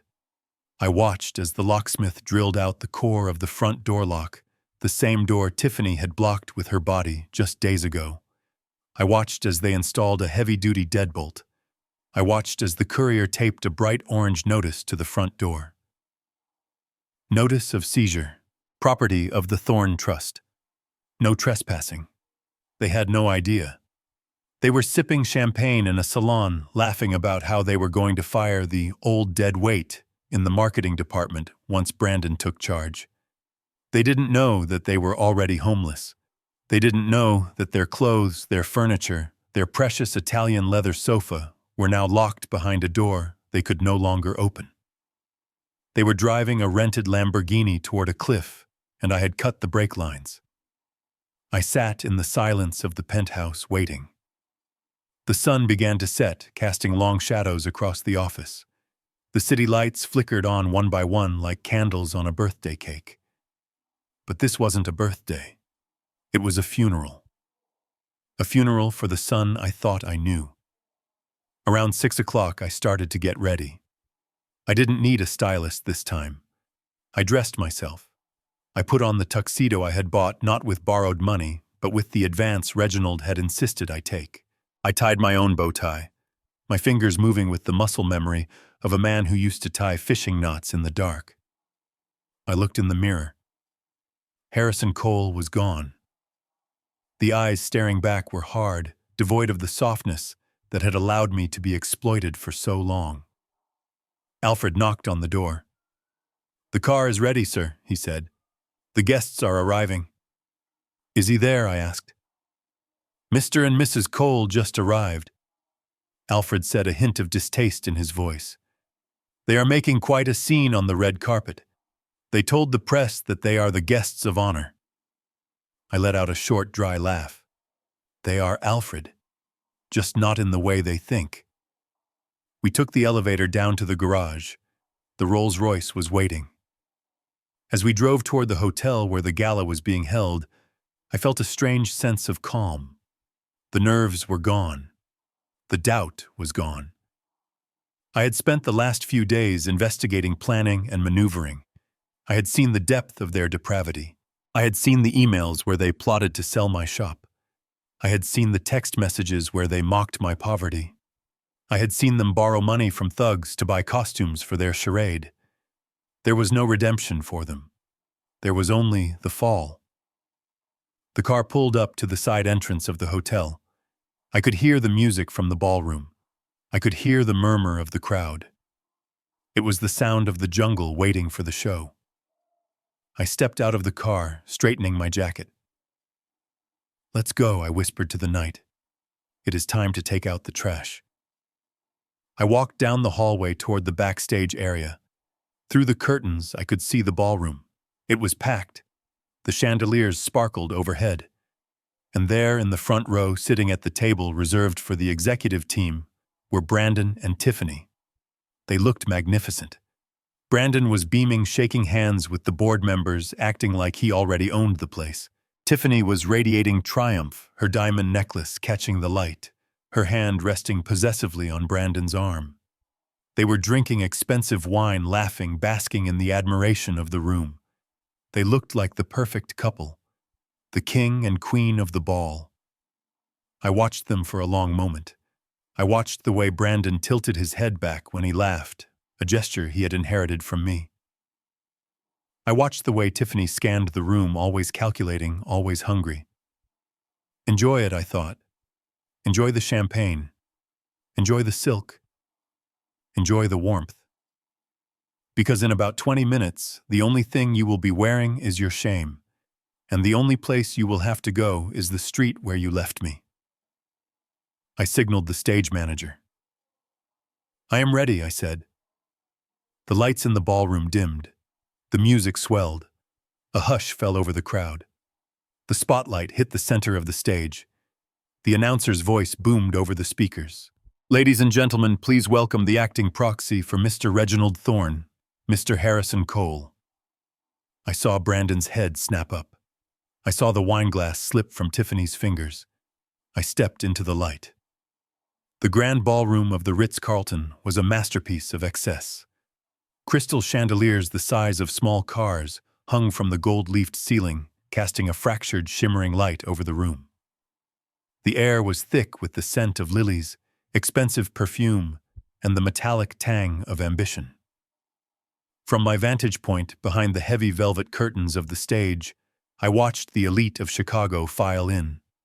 They were a sea of black tuxedos and designer gowns, a murmuring tide of power and influence. But I was not looking at the crowd. I was looking for two specific faces. I did not have to wait long. At 7:15, the double doors swung open, and Brandon and Tiffany made their entrance. If I had not known the truth about their bank accounts, I would have believed they were royalty. Brandon was wearing a bespoke tuxedo with midnight blue satin lapels that caught the light with every move. He walked with a swagger that was almost comical, chest puffed out, chin held high, shaking hands with board members he barely knew. He looked like a man who had already won the lottery. Beside him, Tiffany was a vision of sparkling greed. Her dress was covered in thousands of tiny crystals that made her look like a human disco ball. It was tight, aggressive, and screamed for attention. She clung to Brandon's arm not out of affection, but out of possession.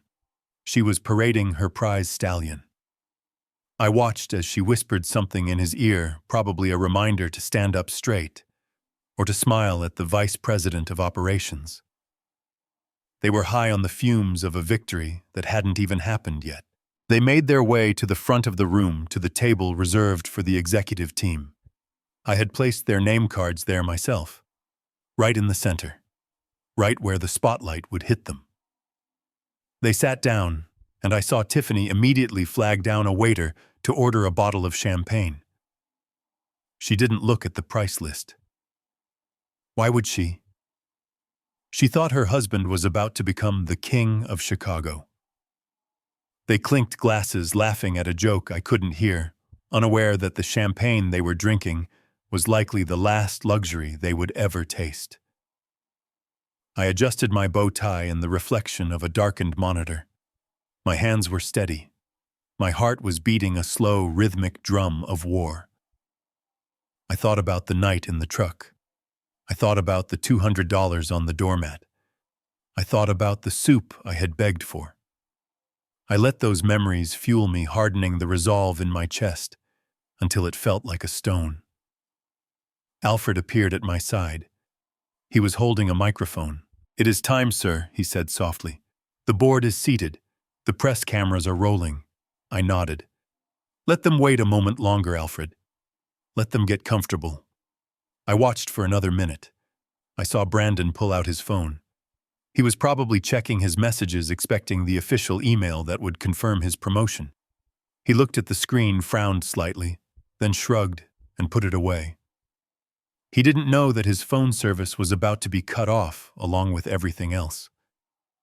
The lights in the ballroom began to dim, cascading from the back of the room to the front, until the audience was bathed in shadow.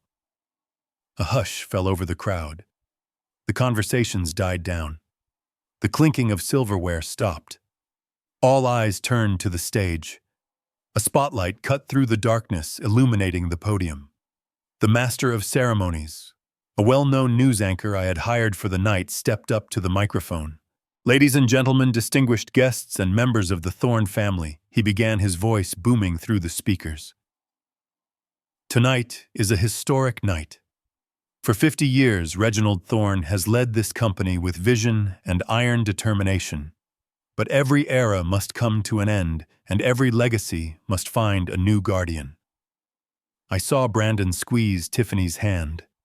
They sat up straighter. This was it. The moment they had mortgaged their souls for. "Mr. Thorne could not be here tonight," the announcer continued. "But he has chosen a successor. A man who has been operating in the shadows for the past month. A man who has evaluated every aspect of this company from the foundation to the penthouse. A man who carries the full proxy and authority of the chairman." Brandon was practically vibrating in his seat. He looked around the table, offering humble nods to his colleagues, as if to say, "Yes, it is me, please hold your applause. Please welcome the acting chairman of the Thorne Trust." The pause was theatrical. It lasted 3 seconds. 1, 2, 3. I stepped out from behind the curtain. I walked into the blinding white circle of the spotlight. I was not wearing the dark glasses anymore. My face was bare. My silver hair was combed back. My tuxedo fit me like armor. I stood tall, my shoulders squared, the posture of a man who had built houses with his bare hands. I did not look at the crowd. I looked directly at table 1. The reaction was immediate, but it was not applause. It was a ripple of confusion. The board members squinted. The investors leaned forward. They didn't recognize me without the sunglasses and the Mr. H mystique, but Brandon did. I watched the color drain from his face in real time. It started at his forehead and washed down to his neck, leaving him as pale as a sheet. His mouth fell open, creating a perfect circle of shock. He blinked rapidly, as if trying to clear a hallucination. He gripped the edge of the table so hard, I thought the tablecloth might rip. "Dad!" I saw his lips form the word. It was soundless, lost in the silence of the room, but I read it clearly. Tiffany was slower to understand. She looked at me, then she looked at Brandon's terrified face, and then she looked back at me. Her brain refused to process the data. To her, Harrison Cole was a beggar, a nuisance, a dirty old man who smelled of sawdust. He could not be the man in the $5,000 tuxedo standing on the stage. She leaned in toward Brandon, her voice carrying just loud enough for me to hear in the front row. "Brandon, what is going on?" she hissed, a nervous giggle escaping her lips. Is that your father? What is he doing up there? Did he get a job as a waiter? Why is he standing at the podium?"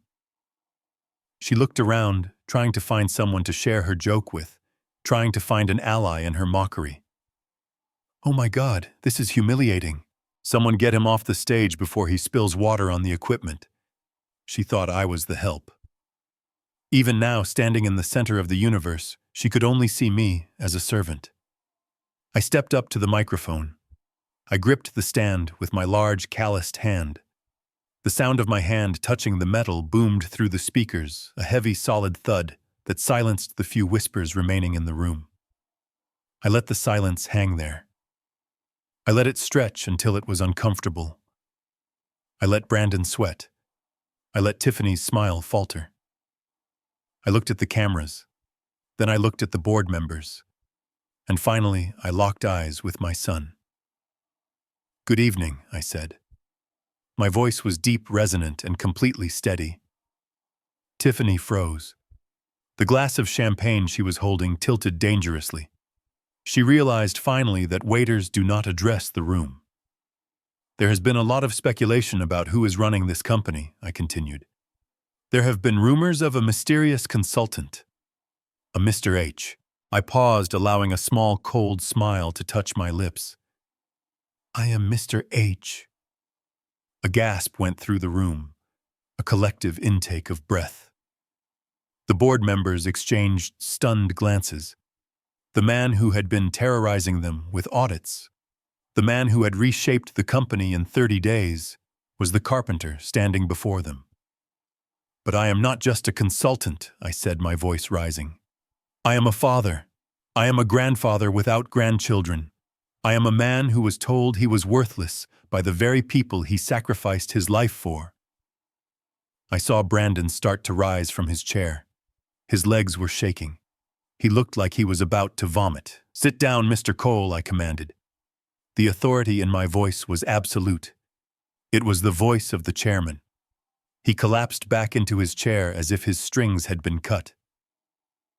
"My name," I announced, looking at the camera lens that was broadcasting this moment to the entire city, "is Harrison Cole, and tonight I am here to clean house."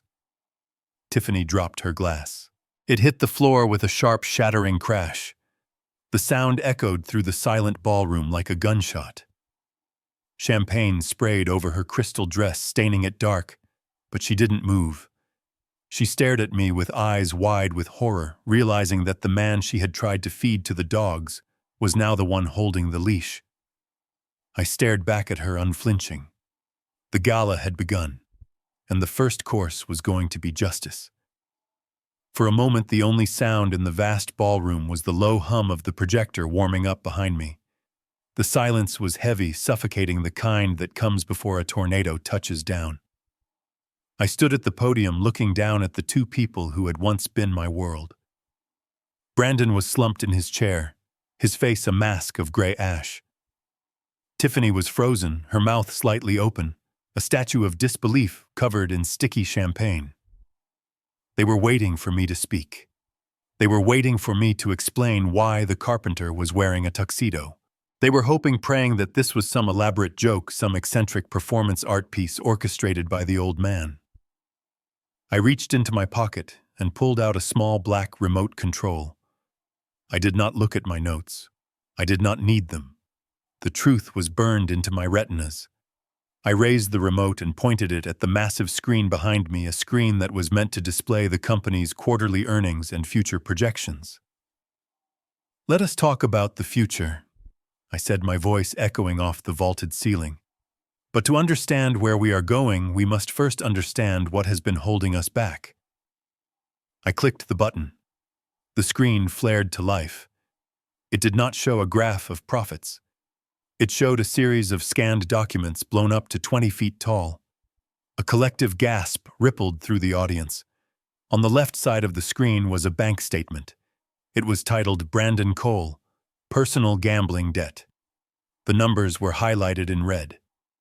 $50,000, $70,000, $100,000. On the right side of the screen was a corresponding list of company withdrawals.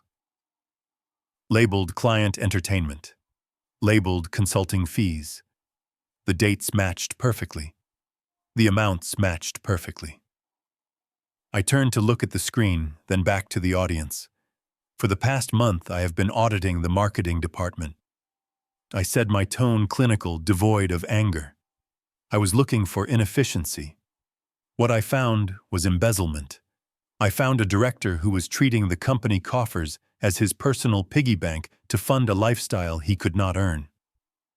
I clicked the remote again. A new image appeared. It was a photo of Brandon and Tiffany in Vegas, holding up stacks of chips. Next to it was the time-stamped log of him logging into the company server to transfer funds while sitting at the blackjack table. Brandon put his head in his hands. A sob escaped him, loud enough to be heard in the front row. The board members were whispering furiously. The press cameras were flashing, capturing the destruction of a reputation in real time. But money can be replaced. I continued, my voice hardening. Integrity cannot. I looked directly at Tiffany. She flinched as if I had struck her. I clicked the remote a third time. This was the death blow. The screen displayed the email chain between Tiffany and the appraiser. The subject line, the woodworks opportunity. The text was legible even from the back of the room. Can you make the building look like a tear-down value is set at $250? Next to it, I displayed the check for her secret commission. $200,000. The room went deadly silent. This was not just corporate theft. This was personal. This was predatory. "Mrs. Cole," I said, addressing her for the first time, "you are a real estate professional. You swore an oath to serve your clients. Instead, you conspired to defraud a bank and destroy a local business. You manipulated the valuation of a property to force a quick sale, all so you could pocket a commission to pay off your husband's bookie." I took a step closer to the edge of the stage, towering over them. And the victim of this fraud. The owner of that shop, he wasn't a stranger. He was your father-in-law. You sold his livelihood for a handbag and a weekend in Paris. Tiffany began to shake. She looked around the room for support, but faces were turned away in disgust. The socialites she had tried to impress, the bankers she had flirted with, they were all looking at her like she was a disease. I clicked the remote one last time. The screen went black, leaving only the white spotlight on me. "Mr. Thorne asked me to find a successor," I said to the room. "He asked me to find a lion to lead this pride. I spent 30 days searching. I looked in every office. I looked in every department. I paused, letting the weight of the words settle. But I did not find lions. I found rats. I found rats gnawing at the foundation of this company. I found rats who would eat their own kin to survive. I pointed a finger at Brandon. Brandon Cole. You are hereby terminated from Thorn Industries effective immediately. Security has already cleared your desk. Your company car has been towed. Your corporate credit cards have been canceled. I moved my finger to Tiffany. And Mrs. Cole, our legal team has already forwarded these emails to the State Licensing Board and the District Attorney's Office. You will be hearing from them in the morning regarding charges of wire fraud and conspiracy. The reality hit them like a physical wave. The fantasy was over. The crown was gone. The prison bars were looming. Brandon stood up. He was shaking so hard he could barely stand. He looked at the exit, but the doors were blocked by security. He looked at the board members, but they were stone-faced. He had nowhere to go. He stumbled toward the stage. He did not walk like an executive. He walked like a child who had broken a vase. He reached the edge of the platform and grabbed the hem of my trousers. Dad. He choked out, tears streaming down his face, ruining his expensive tan. Dad, please. Stop this. Everyone is watching. I looked down at him. He fell to his knees right there on the red carpet in front of the entire city of Chicago. Dad. I am sorry, he wailed, his voice cracking. I messed up. I know I messed up. But I am your son. You cannot do this to me. You cannot send me to jail. We are family. Please, Dad, I am your boy. The room held its breath. It was a pitiful sight. A grown man in a tuxedo kneeling at the feet of his father, begging for mercy. For a split second, I remembered the little boy I used to teach to ride a bike. I remembered the scrapes on his knees. I remembered the way he used to look at me like I was Superman. But then I remembered the cold wind in the parking lot. I remembered the lock on the door. I remembered the lie about the dementia. I felt a coldness in my chest that was absolute. The part of me that was a father had been frozen to death 3 nights ago. The man standing on stage was just the chairman. I pulled the microphone from the stand and held it close to my lips. My voice was soft, intimate, yet amplified enough to reach the back of the room. No, I said. Brandon looked up, hope flickering in his eyes for a second. My son died 3 nights ago, I said, my voice cutting through him like a blade. He died the moment he handed me $200 and told me to sleep in the snow because I embarrassed him. He died the moment he chose a lie over his own flesh and blood.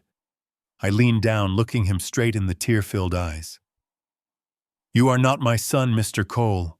You are just a former employee who failed his performance review, and you are trespassing. I stood up straight and signaled to the guards standing in the wings. Get them out of here, I said. 2 large security guards stepped forward. They grabbed Brandon by the arms and hauled him to his feet. He screamed, kicking and pleading, calling my name over and over. 2 more guards went for Tiffany, who was now sobbing hysterically, clutching her stained dress as they escorted her out. I watched them go. I watched as the double doors swallowed them up, silencing their screams. The room was deathly quiet. Hundreds of people were staring at me, stunned by the brutality of the justice they had just witnessed. I adjusted my jacket. I placed the microphone back on the stand. I looked out at the sea of shocked faces. Now I said calmly, picking up my glass of water. Does anyone have any questions about the quarterly report? The flashing lights of the police cruisers painted the hotel entrance in chaotic bursts of red and blue. I stood on the balcony of the ballroom, looking down as 2 figures were guided into the back of separate vehicles. Brandon did not look up. His head was bowed, his shoulders shaking, the tuxedo he had bought with stolen money now rumpled and sad. Tiffany was still arguing with the officers, her voice a shrill, distant echo that was finally silenced as the heavy door slammed shut. They were gone. The house of cards had not just fallen. It had been incinerated. In the days that followed, the silence returned to my life, but it was no longer the silence of loneliness. It was the silence of peace. The legal system moved swiftly. With the evidence I provided, the forensic accountants tore through Brandon and Tiffany's finances like termites. They lost the house, they lost the cars, they lost their social standing. Brandon was facing 3 years for embezzlement. Tiffany was looking at 5 for wire fraud and conspiracy. They had wanted to be famous, and they got their wish. Their faces were plastered on every newspaper in Chicago, not as rising stars, but as cautionary tales of greed.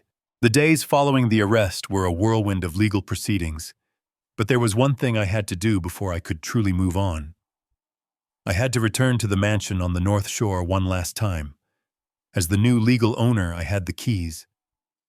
The police had finished their search, and the house stood silent, a monument to greed.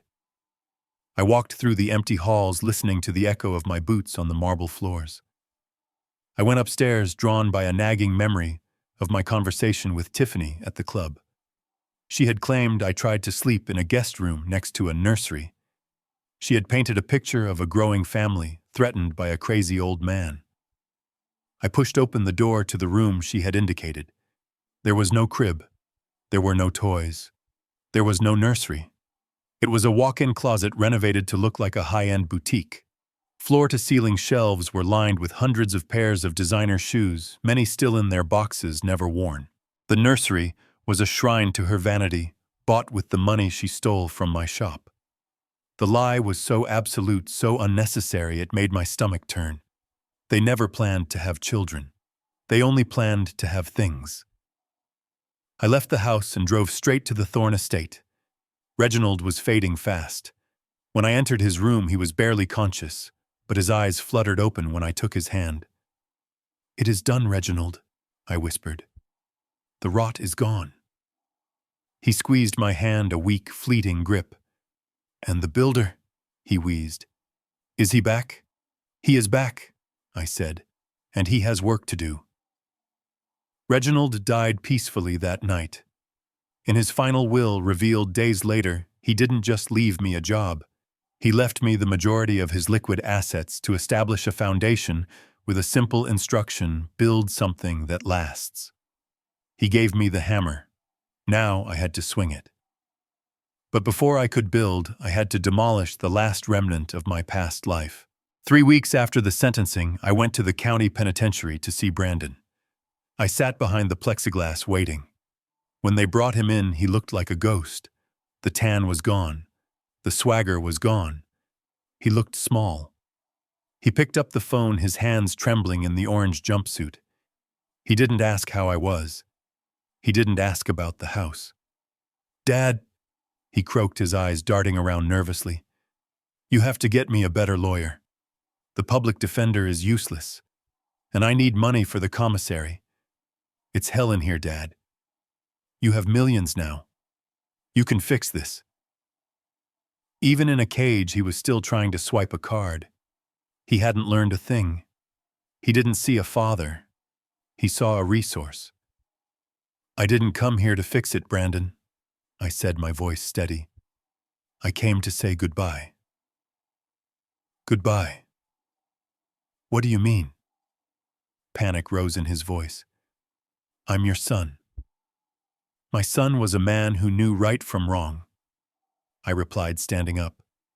"You are just a stranger with my last name.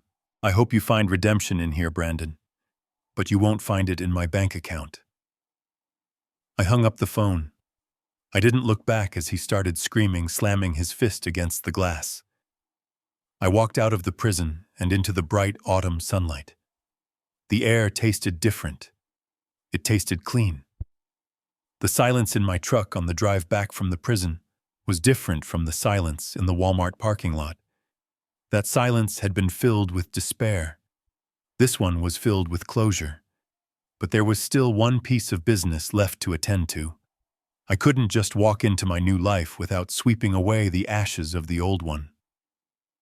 The next morning, I drove to the storage unit where Brandon had dumped my junk when he took over the house. It was a small, dusty locker on the edge of town. Inside were boxes of old tax returns, my wife's recipe books, and albums of photos. I sat on the concrete floor for hours, sifting through the visual history of a family that no longer existed. I found a photo of Brandon at his college graduation, smiling with his arm around my shoulder. I found a picture of Tiffany at their wedding, looking at me with what I now recognized as calculated tolerance. I didn't burn them. That would be too dramatic. Instead, I put them in a heavy-duty trash bag. I kept only the photos of my wife Martha and the pictures of Brandon when he was a toddler before the world, and perhaps my own indulgence had corrupted him. The rest went into the dumpster outside. It wasn't an act of hate. It was an act of pruning. You cannot grow new branches if you are choking on dead vines. Then I went to the bank, not to withdraw money, but to set up the Thorn Coal Foundation. The banker, a young woman who knew my story from the news, looked at me with wide eyes when I slid the check across the desk. It was the majority of the liquid cash Reginald had left me. "Mr. Cole," she stammered, "are you sure this is a legacy amount?" "Exactly," I replied. "I'm investing in a different kind of future, one that pays dividends in character, not just interest." That afternoon, I met with the contractor renovating the River Road shop. He was a man named Miller, rough around the edges, the kind of guy who looked you in the eye when he shook your hand. "Harrison," he said, wiping sweat from his forehead, "we found something in the back office, behind the drywall." He led me to the space that used to be my old office, the one Brandon had let rot while he played CEO in a skyscraper. Behind a panel of loose sheetrock, there was a growth chart penciled onto the wooden stud. Brandon, age 5. Brandon, age 8. Brandon, age 12. Miller looked at me, waiting for instructions. "Do you want us to cut this out?" "Save it." I looked at the pencil marks. I remembered measuring him, telling him he was growing into a strong man. I traced the line at age 12 with my thumb. "No," I said, my voice steady. "Paint over it." Miller nodded, understanding more than he said. "Yes, sir." And Miller, "Yeah. Tear down that wall completely. We need an open floor plan. I want the students to see everything. No secrets, no hidden corners." As the sledgehammer hit the wall, shattering the last physical record of my son's childhood, in that shop I didn't feel pain. I felt the room breathe. The dust swirled in the afternoon light, clearing the way for something new. I was ready to meet Leo. I was ready to be a father again, not by blood, but by choice. I never stepped foot in the mansion on the North Shore again. I had the deed, but I did not want the ghosts. I sold it to a young couple who knew nothing of the betrayal that had happened within its walls. I sold the furniture. I sold the Italian leather sofa that I wasn't allowed to sit on. I liquidated everything. The money from the sale, along with the recovered funds from Brandon's seized assets, formed a substantial pile of cash. A younger version of me might have bought a boat or a condo in Florida, the kind Brandon lied about. But I had no interest in leisure. I had work to do. I went back to River Road. The sign on the chain-link fence still said foreclosure, but I had the keys now. When I unlocked the padlock on the main gate of my old shop, the sound was the sweetest music I had ever heard. I walked into the dusty, silent space. The smell of stale air and old wood hit me, and for the first time in months I took a deep breath. My tools were still there, exactly where I had left them, frozen in time. I did not reopen Cole Custom Woodworks. That part of my life was over.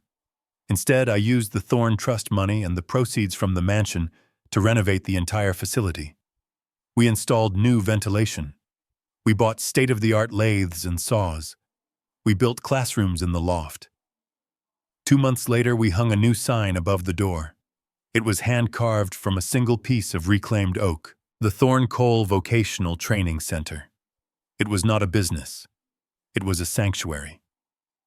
We partnered with the city's homeless shelters, the very ones Brandon had refused to visit. We offered a simple deal to the men and women who had fallen through the cracks of society. If you are willing to work, if you are willing to learn, we will give you a trade. We will give you a tool belt. We will give you a future. I spent my days there not in an office but on the floor. I wore my flannel shirts and my work boots. I was not Mr. H anymore. I was just Harrison. One afternoon late in the autumn, the sunlight was streaming through the high windows, dancing in the dust motes that hung in the air. The shop was alive with the hum of machinery and the rhythm of hammers. I was standing at a workbench with a young man named Leo. Leo was 19. He had been living in his car after aging out of the foster system. He was angry at the world, and he had every right to be. When he first came to me, he held the chisel like a weapon. "Easy," I said, placing my hand over his. "You are fighting the wood, Leo. You cannot force it. You have to listen to the grain.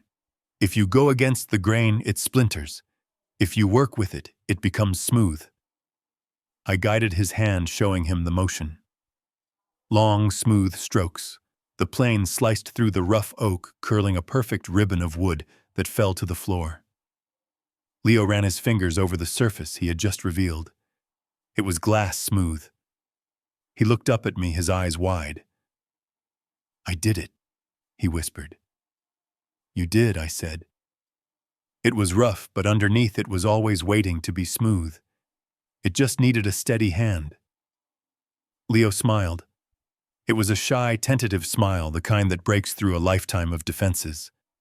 And in that moment, looking at this kid who had nothing but was creating something beautiful, I felt a warmth spread through my chest. It was better than any applause at a gala. It was better than any title. I realized then that Brandon was wrong. He thought inheritance was about money. He thought legacy was about a name on a building. But legacy is not what you leave for people. It is what you leave in people. I had lost a son who had every advantage, but I was gaining 100 sons and daughters who just needed a chance. I walked to the open bay door and looked out at the river. The water was flowing steadily, indifferent to the chaos of the world. I took a sip of my coffee. It was cheap coffee, the kind I used to drink in my truck, but today it tasted like victory. Jiao ka không phải là soju trong tài khoản. Jiao ka là khi bạn có thể nhìn vào gương và không hổ thẹn với chính mình. Wealth is not the balance in your bank account. Wealth is when you can look in the mirror and not be ashamed of the person staring back. I had my shop, I had my dignity, and for the first time in a long time I had a family. They didn't share my blood, but they shared my values, and that was enough. The most painful lesson I learned is that toxicity does not disappear just because you share DNA with someone. We are taught that family is everything, that we must endure abuse and disrespect simply because of a blood connection. But that is a lie that keeps us trapped. Real love is not an obligation, it is a choice. By cutting off the people who drained me, I did not lose a family. I made room for a new one. If you are holding on to a relationship that hurts you just because you are afraid to let go, remember that sometimes pruning the dead branches is the only way for the tree to survive. Thank you for listening to my story. If this touched your heart, or if you know someone who needs to hear that it is okay to walk away from toxic family members, please share this video with them. You might just give them the courage they need to save themselves. Don't forget to hit the like button and subscribe to the channel for more stories about justice and redemption. I will see you in the next video. Stay strong.